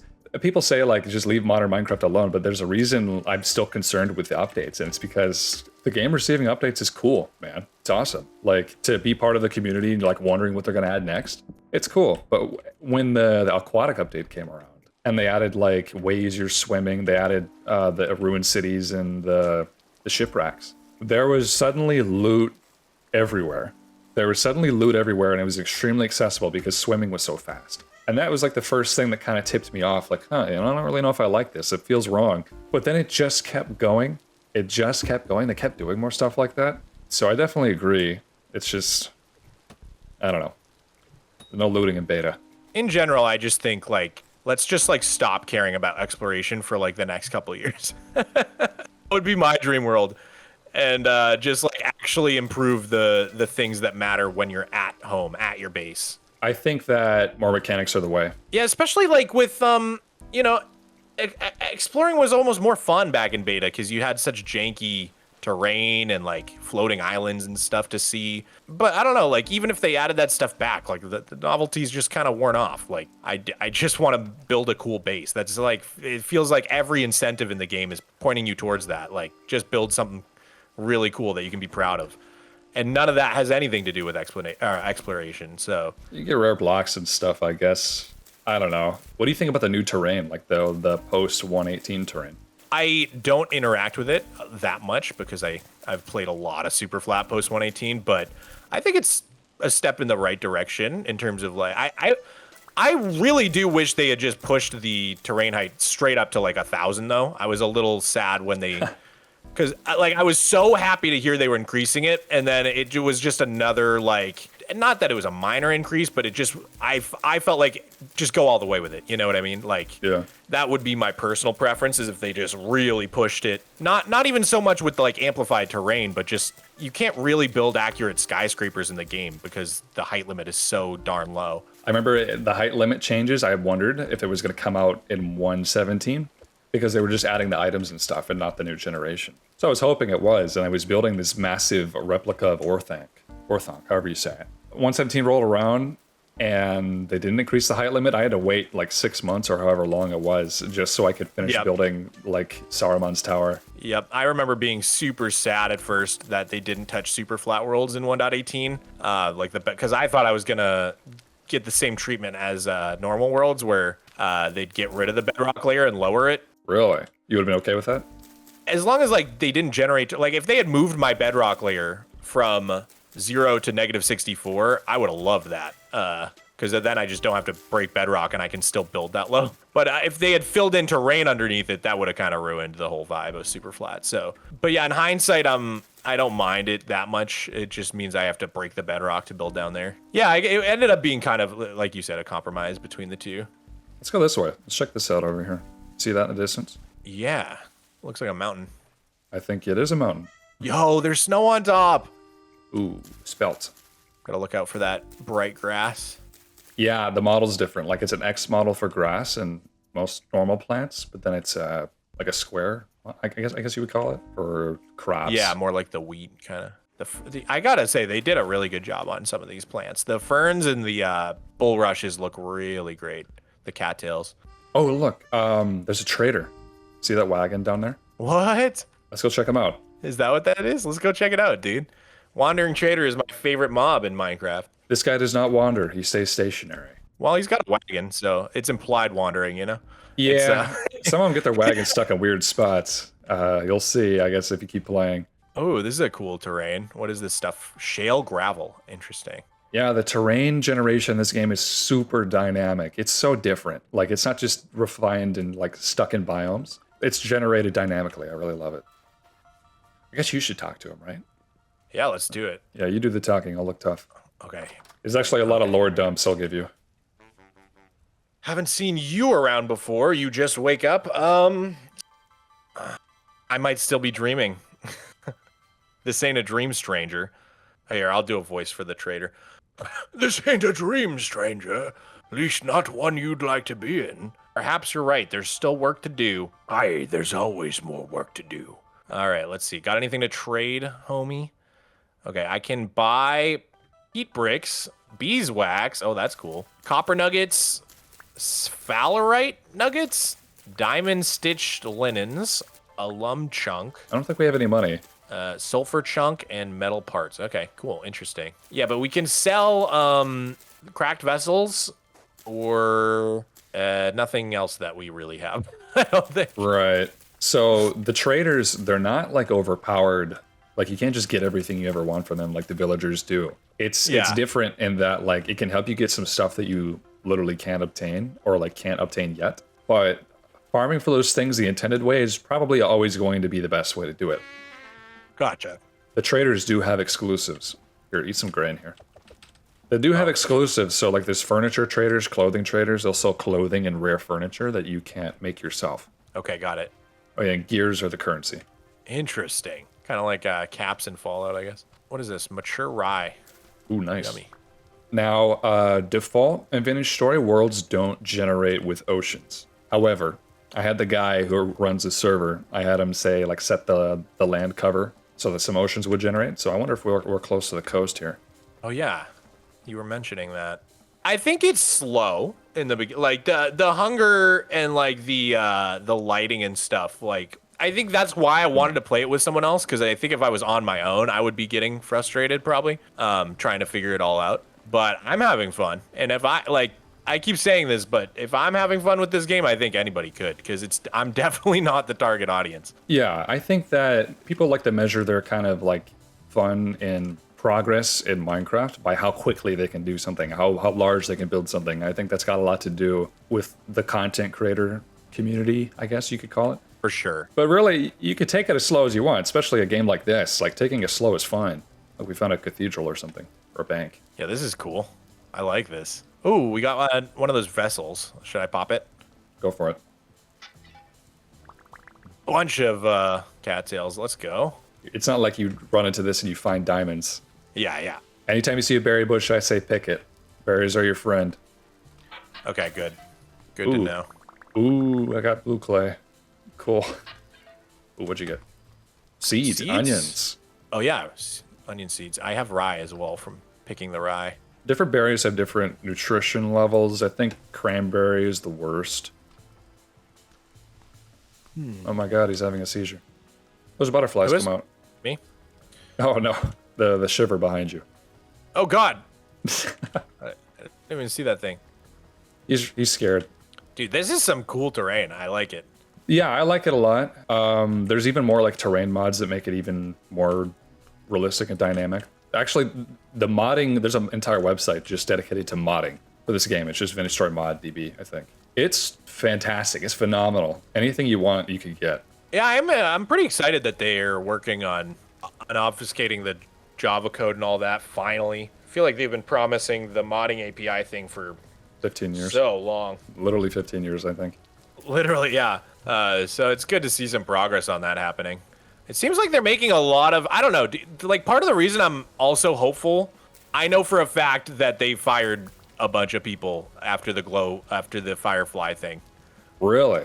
I did not know this. Oh yeah. At least when it comes to PR. I don't know about devs, but like when it comes to their PR and communications team, I don't think any of those people are still around. And the new team is dope. They are so cool, and they really like content creators, and have been, I'm sure, a lot more like communicative, at least with content creators. And I think their goal is to just up the communication significantly in general. And it seems like they've been doing a lot of behind the scenes work to make the game easier to update. I think maybe people are like a little underwhelmed by like some of the drop stuff so far, but I think from what I can tell, like in the last 2 years, they've like rewritten the game like basically like twice over. I'm pretty hopeful that like all of this is leading somewhere big. Like you probably saw my prediction for the end update was like probably summer 2027. Still think that like 2027 is gonna be like around when things start getting real good. Here, I'll give you your spear. I think I picked it up. I did not know. I wonder who was in the Purge. Well, you know that lady who like became the face of the Firefly update? Oh God, shoot the messenger. I've never seen her in any of my visits to the Minecraft experience or to the Minecraft office or any of that. So I don't know if like. Who was she anyways? I mean, do you know? Was it just like some intern? I don't know what her role was. I have no idea. But all the people in that video, basically, I've never seen again. Oh my God. Well, so, there's a lot of people in the videos I've never heard of. I don't even know what they do, but you see, and it's like, what is this person in charge of? Well, there's two that they seem to be showing more and more.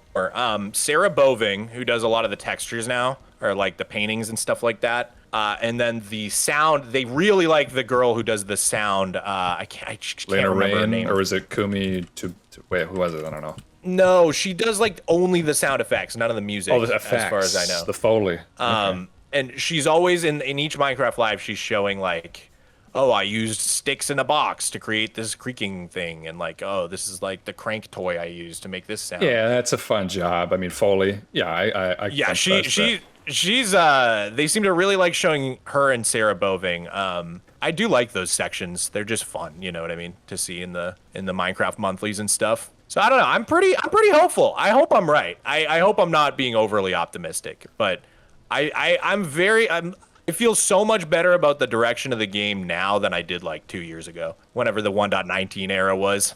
Sure, you can be optimistic. I'll be pessimistic. But I mean, if it gets good again, maybe someone's going to have to show me around or something, because I haven't been playing since like 1.19 is when I quit and went back to old Minecraft. Dude, when we go full circle is when I teach you modern Minecraft after you've taught me Vintage Story. Because you said like music toasts earlier, and I was like, really? Okay, cool. I didn't know. Some of the features that nobody talks about from like the drops are so good, man. Like even just the lead change. That was like the biggest quality of life thing they ever could have done, man. The new leads are so good. Like being able to put a villager in a boat and lead him instead of having to like. Oh, I hate working with villagers. It's like one of my biggest pet peeves. Oh yeah, I don't like them either. Their AI seems like it's like intentionally frustrating at times. Like they know exactly what you want them to do, and then they just do the opposite. Wait till you herd animals in Vintage Story, man. It's there's no boats you could shove them into. Oh no. You want to climb this mountain? Yeah, let's do it, dude. Why not? This mountain looks insane. Yeah, it's pretty big. Just hope we don't freeze. Dude, yeah, I really like that you brought up Breath of the Wild food, because like that's such a good system. There's a mod for old Minecraft Better Than Adventure, I think I told you about once. That was yeah. They're working on something like that for Minecraft. Classic voxel game, mountain parkour. Some things never change. If you come into the chat right now and assume I'm playing a Minecraft mod, I wouldn't actually blame you at this point. There is a difference in that you can't change your direction if you're midair. You have to be on the ground, just like real life, right? Oh, interesting. Yeah. So you got to be careful with that. You can't like jump around a corner. You literally can't, because you'll just keep going the same direction. That's interesting. I wonder, is there like any parkour community in this game? Probably not. I have no idea. There's a massive cultural shift between here and Minecraft. I remember seeing somebody's asking questions in the forums like, hey, how would I build an automatic like pig farm or something, or flax farm? And the guys are saying, like, we're not Minecraft. We don't do that here. Like, you probably could, but... It's not the Vintage Story... it's not the way, like, right? Culture. Yeah, it's not the way. Minecraft, like, the word Minecraft is a bad word to the point where, in the about, like, Tyrion has to say he was inspired by Minecraft, of course, but he just says, I was inspired by a certain block game, which I'm not going to mention. God I'm sure that, like, that's partly just because the comparisons become so toxic, which is kind of the entire point I was trying to make with the hightail thing. Even though I feel like people are intentionally misunderstanding my hightail take, but that's okay. No, I get what you mean. I think we can't even see a thing up here.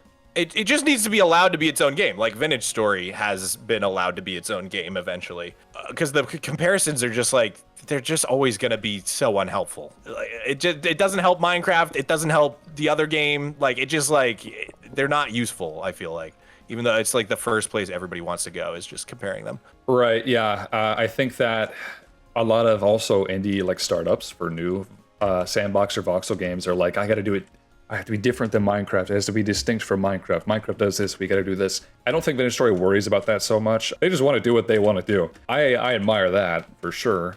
I think that if Hypixel does the same thing or whatever it's called, it would probably be in the same boat. I don't think it's going to replace Minecraft for me at all. Yeah, I don't think it's going to replace Minecraft for that many people. I see them as two different games, but... How's the view from up here? This is cool, dude. It's very foggy, but the chat is saying I really need to grab a bunch of ice because we'll need it for winter. I am starving, though. Let me eat why don't you eat some? Eat some ice. Can you do that? Make an ice potion with it. Oh, wow, you can just pick up the ice. God, my Minecraft brain like keeps getting in the way. Like, I just like Silk Touch is such an ingrained mechanic in my head. Yeah, relying on your Minecraft knowledge will get you killed. And I'll tell you this because I learned this the hard way. You can't jump in water and expect it to just break your fall. Oh God, really? Your knees will snap. It will happen. That's terrible. You got enough snow down there? I love that mechanic in every game. Minecraft's definitely not the first to have that. I think it was Mario had, like 3D Mario games had it too, I think. Where you just like, even if there's a puddle, you're just good. All right, let's take all this snow and make the ice and make an ice golem. And we could fly away in ice elytras. It'll be great. Right. Spawn the ice dragon. I think they're punking you a little bit. I don't think you need ice at all. I think it actually does nothing. Wait, what? They said I would need it for winter. Oh, chat. Are you making fun of me? Don't come down here. I'm stuck. Oh, God. Yeah, it does nothing. But there's a really cool mod called Food Shelves that lets you make like shelving and ways to store food, new types of food. But it also allows you to create ice chests. So you can have like a drawer that stores food, and you could that's cool. Fill it with ice like this, and then you could preserve your food's lifespan. Oh, I'm like super stuck. I should have heeded your warning. If you look in your inventory, I guess I haven't showed you this, and you hover over any of the food that you got, it'll show you, it'll say perishable. It'll show you how long it's fresh for, what category it is, the saturation, and then some other stuff. Yeah. So it does go bad. So one of the essential survival steps is learning how to preserve your food. And that's like a big step in human history as well. Yeah, I was assuming that we were gonna like dig a hole in the ground and fill it with ice for like making like a way to keep our food good. I wish that worked, but I think that they would be too easily manipulated. Yeah, probably. All right, well, still can't see anything. We should probably turn around. Yeah. We should probably head back. I am kind of out of food, and I am going to start starving again shortly. Pick some bushes along the way. And it's getting pretty dark. It's nighttime too. Oh God. Let's run. Okay. Not too fast. We gotta get off the mountain first. Oh. Sorry, I want to take you sightseeing. Oh, there's a goat. And an elk. Did you hear that? Well, the two of us are goats, so maybe we can communicate. I can only hear myself dying. The elks are incredibly rare, man. You ever heard an elk bugle in real life, or like ever listened to a video of it? I'm trying to. I probably have, but off the top of my head, I can't think of what they sound like now. They're really otherworldly. It's called a bugle. It's really different. All I can think of is that like classic loon sound that they use in every Hollywood movie. Oh, I love the loons. It's such a good noise. They're so unique. They make a lot of sounds too. More than people realize. There's some berries behind you. Oh, thank you. Let's stay away from the rift because that's where monsters actually come from. Oh, interesting. They don't spawn just because the light level is dark. Well, they spawn in caves because the light level is dark, but they don't spawn on the surface unless there's a rift. I kind of like that.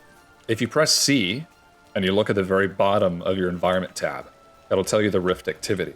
So right now it's low, but it can definitely get higher. Is it just like the longer you stay in an area, or kind of random, or like what's the...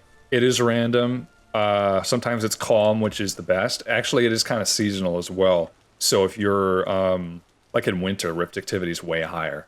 just to make things harder on you. Okay, got it. There's another trader over there.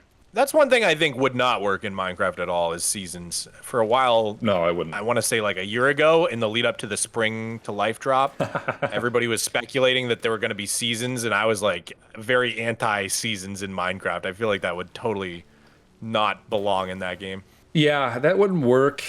So Better Than Adventure has seasons, and I think it does it very well, but for one thing, seasons would be pointless except for cosmetics. And I think that people will be very upset because they're like, oh, they want to take their perfect screenshots, and if it's snowing everywhere, that's not very fun. Literally, yeah. What's this guy's name? A trader. You can ask him his name. He'll tell you. Oh, he's got cabbage seeds. That's cool. Nice. Agricultural suppliers are great because they can get you all kinds of like seeds that are hard to find, but they're obviously expensive. Yeah, flax seeds too. You just get money from selling to the traders as well, then? You can find gears in caves and loot. Oh, okay. But they're not easy to come by. You can sell things. There's also an auction house for servers. You can go to a trader. You can put things up for auction so other people can buy them. Oh, that's cool. All right, I don't think we should go over the mountain. We should go around. I remember there's the map, so you can see where we're going. Yeah, I hope you remember, because I sure don't. The more we explore, the more of our map is filled out. So even if I'm not here, you can take a look at it. You can scroll around. It'll tell you where we were, where we're going. It's pretty helpful. Oh, I see. Okay, cool. There's another ruin. Nice. Ooh. Is there any pots? I don't know, but there's a lot of ruins have this stuff called bony soil, and that's worth getting. Oh, okay. I'll tell you why in a moment. We'll do that next, I think. It's like fossil soil. Yeah, kind of. I think a bunch of people died here. I think that's what it is, implying. Look, below you, this is red clay. Ooh, okay, so we got the blue stuff. I see. So if we want red clay, it would be wise for us to open our map and mark it, so we can find it in the future. Okay, good shout. Let me try that out. So make it red, call it red clay, and then put a little mining symbol. There you go. Boom. Bam. That's cool. Yeah. I dig that. There's also all kinds of mushrooms. There's probably like 20 different types of mushrooms you could find, maybe more. Some of them are poisonous, so just be careful, but you can eat a lot of them. That's fun. I like foraging and stuff. How far are we? Where did we settle? No, we need to go like way over this way. Dang it. Okay. The poor YouTube chatters trying their best to inform the new viewers coming in. This is a game called Vintage Story. This is not a Minecraft mod or texture pack, hightail, or survival craft. Yeah, but is it Cube World? Is it Ace of Spades? I need like more clarification, please. Is it Terraria? The jury's still out. This is actually Terraria. This is 3D Terraria mod. This is Alamiria. There you go. Oh, have you heard of Alamiria? No, I haven't heard that one. Oh man, I think it's one of the up and coming like voxel games for sure. Oh, dude, you should send me a link. I'm trying to keep tabs on all of them because I want to do like I want to do some sort of like video or some sort of concept where I like try to build the same base in like all these different games, like Voima, Minecraft, Vintage, just to compare the building systems of each one. I know I just said comparisons aren't helpful, but it would be more like there's this concept that I've seen a bunch of graphic design YouTubers do where they do like the same logo in a bunch of different programs. Right. Just to see like the differences. It would be kind of like that, right? Where you're like just kind of exploring the building mechanics of each game. Is there a way that we can kiss torches, or is that not a thing? Because I yes. accidentally jumped in the water. There you go. Oh, genius. Oh. Close enough. There we go. Thank you. You can also just put it away, I think. Unless... I think I just saw lightning, dude. Oh, did you? Oh, yep. Dude, that's sick. Oh, the way it lights up the dark night sky is very cool. It could strike you too. Just be careful. I guess I can't tell you to be careful for that, can I? That's pretty random. I guess I won't hold like an umbrella or a kite with a key on it. Yeah, I remember in Breath of the Wild, if you were wearing like some metal armor, it was just an inevitable chance you had to take it all off, otherwise you're gonna get struck. Yeah, it would hit you every time, pretty much. Probably like a little too much, but that game's very well designed. I have very little nitpicks with that game. The weather in Venezuela is local, so there's not a storm going on here, but there was probably one over there. Oh, look at this. Flax. That's interesting. You got room in your inventory? I think I do if I just eat these berries. I can just make another basket, actually. You get a lot of stuff from flax, so not only do you get grain, you get the seeds, but you get flax fibers, which is the main reason people grow it. Got it. Because it's useful textile rather than a useful food, it's a lower saturation, so it's not a great food source. Everything is kind of balanced out in a way like that.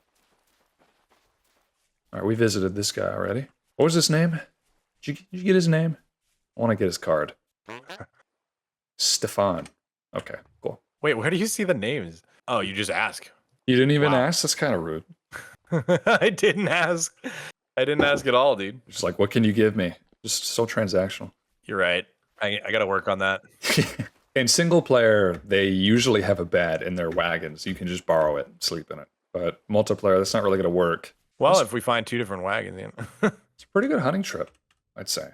Hunting/foraging trip. That was a fun little first expedition. I'm going to mark our home on the map because I can see it right there. I'm going to pin it. Let's run. It's this direction. I'm going to mark it too once we get home. Yeah, it's good. And I always have it pinned, so I always know my way back. I see, like, it'll just go to the side of the screen kind of thing. Yeah. So should we plant all these seeds, or what's We could wake up, plant them, and then go to sleep, and then have grown for 8 hours, you know? Oh, that's smart. So we planted this in low fertility, so we could replace some of it with high fertility soil.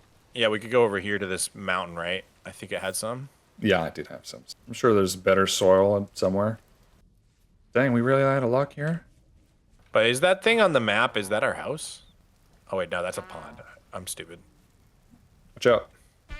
Watch out. Ah! Ah! Dude, they're dropping from the sky. These things look like monkeys. I don't know. They kind of look like maggots to me. Their face. They're like mole monkey people. They're called drifters. For like years, drifters were the only monster in the game. Oh, it's dead? Okay. He's dead. Didn't look dead. He made a defeat to you. There's some lore about what they really are. But, Yep. Okay, run away. Run away. What? All right. Oh, God. Oh, God, something's throwing things at me. This game has so many monsters, and I'm so scared. It's like the feeling I get from Lethal Company, where I just, like, don't know what anything does yet. Are we close to home? I'm about to starve to death. The house is right there. I'm not finding any good... Oh, my God, there's a bear. There's a bear. There's a bear. Oh, God, he's mad. All right. Run away. I'm following you. I'm following you. He's probably faster than us. Oh, God. I see him now. Oh, God. Oh! Oh, he's coming for me. He's coming for me. Oh. Wow, he really... Yeah, he went for it. Whew. Wait, where am I? Oh, God. Okay, I'm up here. He can't get me in the house. Oh, he's trying to get me. Can he climb? I think he can climb better than us. Please, no. I think we just kind of hope for him to go away. That's kind of like what I usually do. They lose interest. Where'd he go? Oh, he's right there. Oh, he's standing up. Look at that. He's very strong. You know, it's going to take a while. I provoked him. Oh, you unwisely poked a bear. Ah. Bears come at the worst times. I was kind of wondering when that was going to happen. Okay, house. And I'll make it blue. Why not? Home. There we go. Finally set my waypoint. Dude, this was really fun. I am, like, sold on this game. I liked it a lot more than I thought I would. All right, good. I've converted you. Yeah, dude, this is fun. I think, though, it can very happily coexist with Minecraft. Like, it scratches a very different itch for me. Yeah, I play both. I agree. Yeah. But there's a lot to be learned from it, I think, especially the development style. Mojang could definitely take notes, and they would not lose. They could seriously, I think that they would be worth looking into. No, 100%. Like, I understand your critique of, like, having a direction so much more after playing this, because it's like, I don't know, they just have such a clear, like, thing they're going for here, where, like, I do feel like Minecraft does suffer from just trying to please everybody, you know, like the speedrunners, the parkour, the redstoners, the builders, the adventurers. Like, eventually, if you're trying to make a game for absolutely every person on Earth, it just kind of becomes a nothing burger, or, like, you know, just like a mix of 10 different ideas. The thing was, when it started, it was a game for everybody on Earth because it was simple. Like, the concepts, place blocks, build things.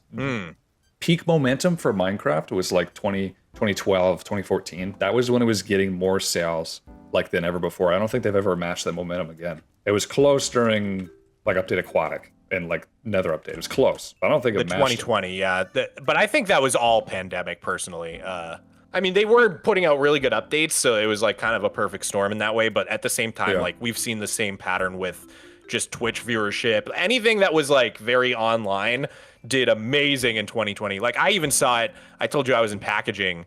I worked at a canning place, and like can sales went up like 5,000% because no one could go to the bar and have a drink. Like everybody was just buying cans. And then the second the pandemic ended, all the can manufacturers, like the prices plummeted and they all basically went into crisis mode because everybody basically for some reason assumed it would just be forever. Like, oh, sales are up, they must just be up permanently. It's like, that's not how things work. Or I think that's a good point for Minecraft, but it was also like between 1.12 and 1.13, it was like more than a year. It was like one of the longest waits between updates ever. So I think that was a big part of it. Yeah, that too. The game felt super dead in like 2016, I want to say. That was also peak, like people saying it was a kid's game. Like that really peaked in like 2016. I remember getting really frustrated by that because I started playing when I was 16. And then at that point, I was basically an adult. And everybody I knew when I was 16 who played the game was like 30, like literally everybody. So I was like, what are we talking about? It's like, it very clearly was a game by and for adults, at least at first. So yeah, started on the TigSource forums. I agree. I mean, there's a lot of kids who like it, but the thing is that they didn't have to market to kids. They didn't have to make it kid friendly for kids to like it. Right. I mean, it really worked. It really was for everybody. Anyway, one thing I neglected to say, so Tyrion, the lead dev, the guy whose brainchild this game is. Yeah. Before he worked on this game, before he started a studio to work on this game, he was on the Hypixel team. And he saw what was going on. Oh, really? Interesting. Oh, that's some crazy tea. That's some drama. Wait, I'm so... Dude, I would love to pick his brain on Hytale then. I'm sure he's got some opinions. I'd love to talk to him, man. I would like to interview him someday. I've already interviewed the Voima developer. I'm going to interview the Alamiria developer. So hopefully some more people. That's super cool, yeah. When the whole Hypixel thing, like they said they're officially shutting down and putting up for auction, he was like, anybody who was in the Hypixel team wants to work for me, you guys can come work for me. I'll get you a job. That's so funny. He's like poaching talent. Oh, I love the drama. There's a part of my brain that like just has to resist diving in and becoming like a drama YouTuber.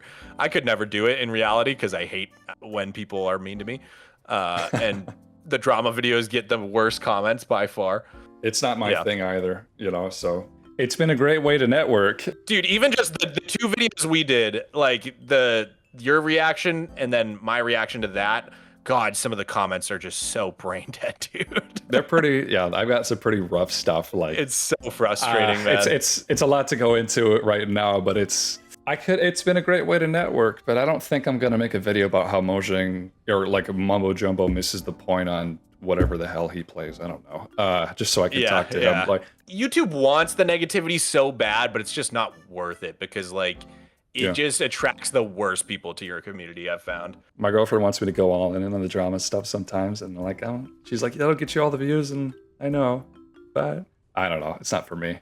Yeah, I mean, at the end of the day, I feel like as much as YouTube wants drama, it wants authenticity even more. So if drama is not who you are, then you can't just fake it, I think right now it certainly does. I think a lot of people are craving it after how things have been for a while, I think YouTube's always been an authenticity merchant from the very beginning, I think of like Lonely Girl like 15, like the original vlog, which is ironic because it was all scripted, but people clearly wanted like TV but raw, like actually authentic, Yeah, comparing it to like network television for sure. Like I get what you're saying. Right. Obviously now we have our own reality TV with Mr. Beast and all that crap, but it's still went full circle. Even so, I think people still crave. Like, I think people still like Mr. Beast over like MTV because it's still got a little bit more authenticity because it's just a dude who made it. It's so odd because I was up to him when he had 10K. I never thought he was going anywhere. Really? Jeez, you found that guy early. That's crazy.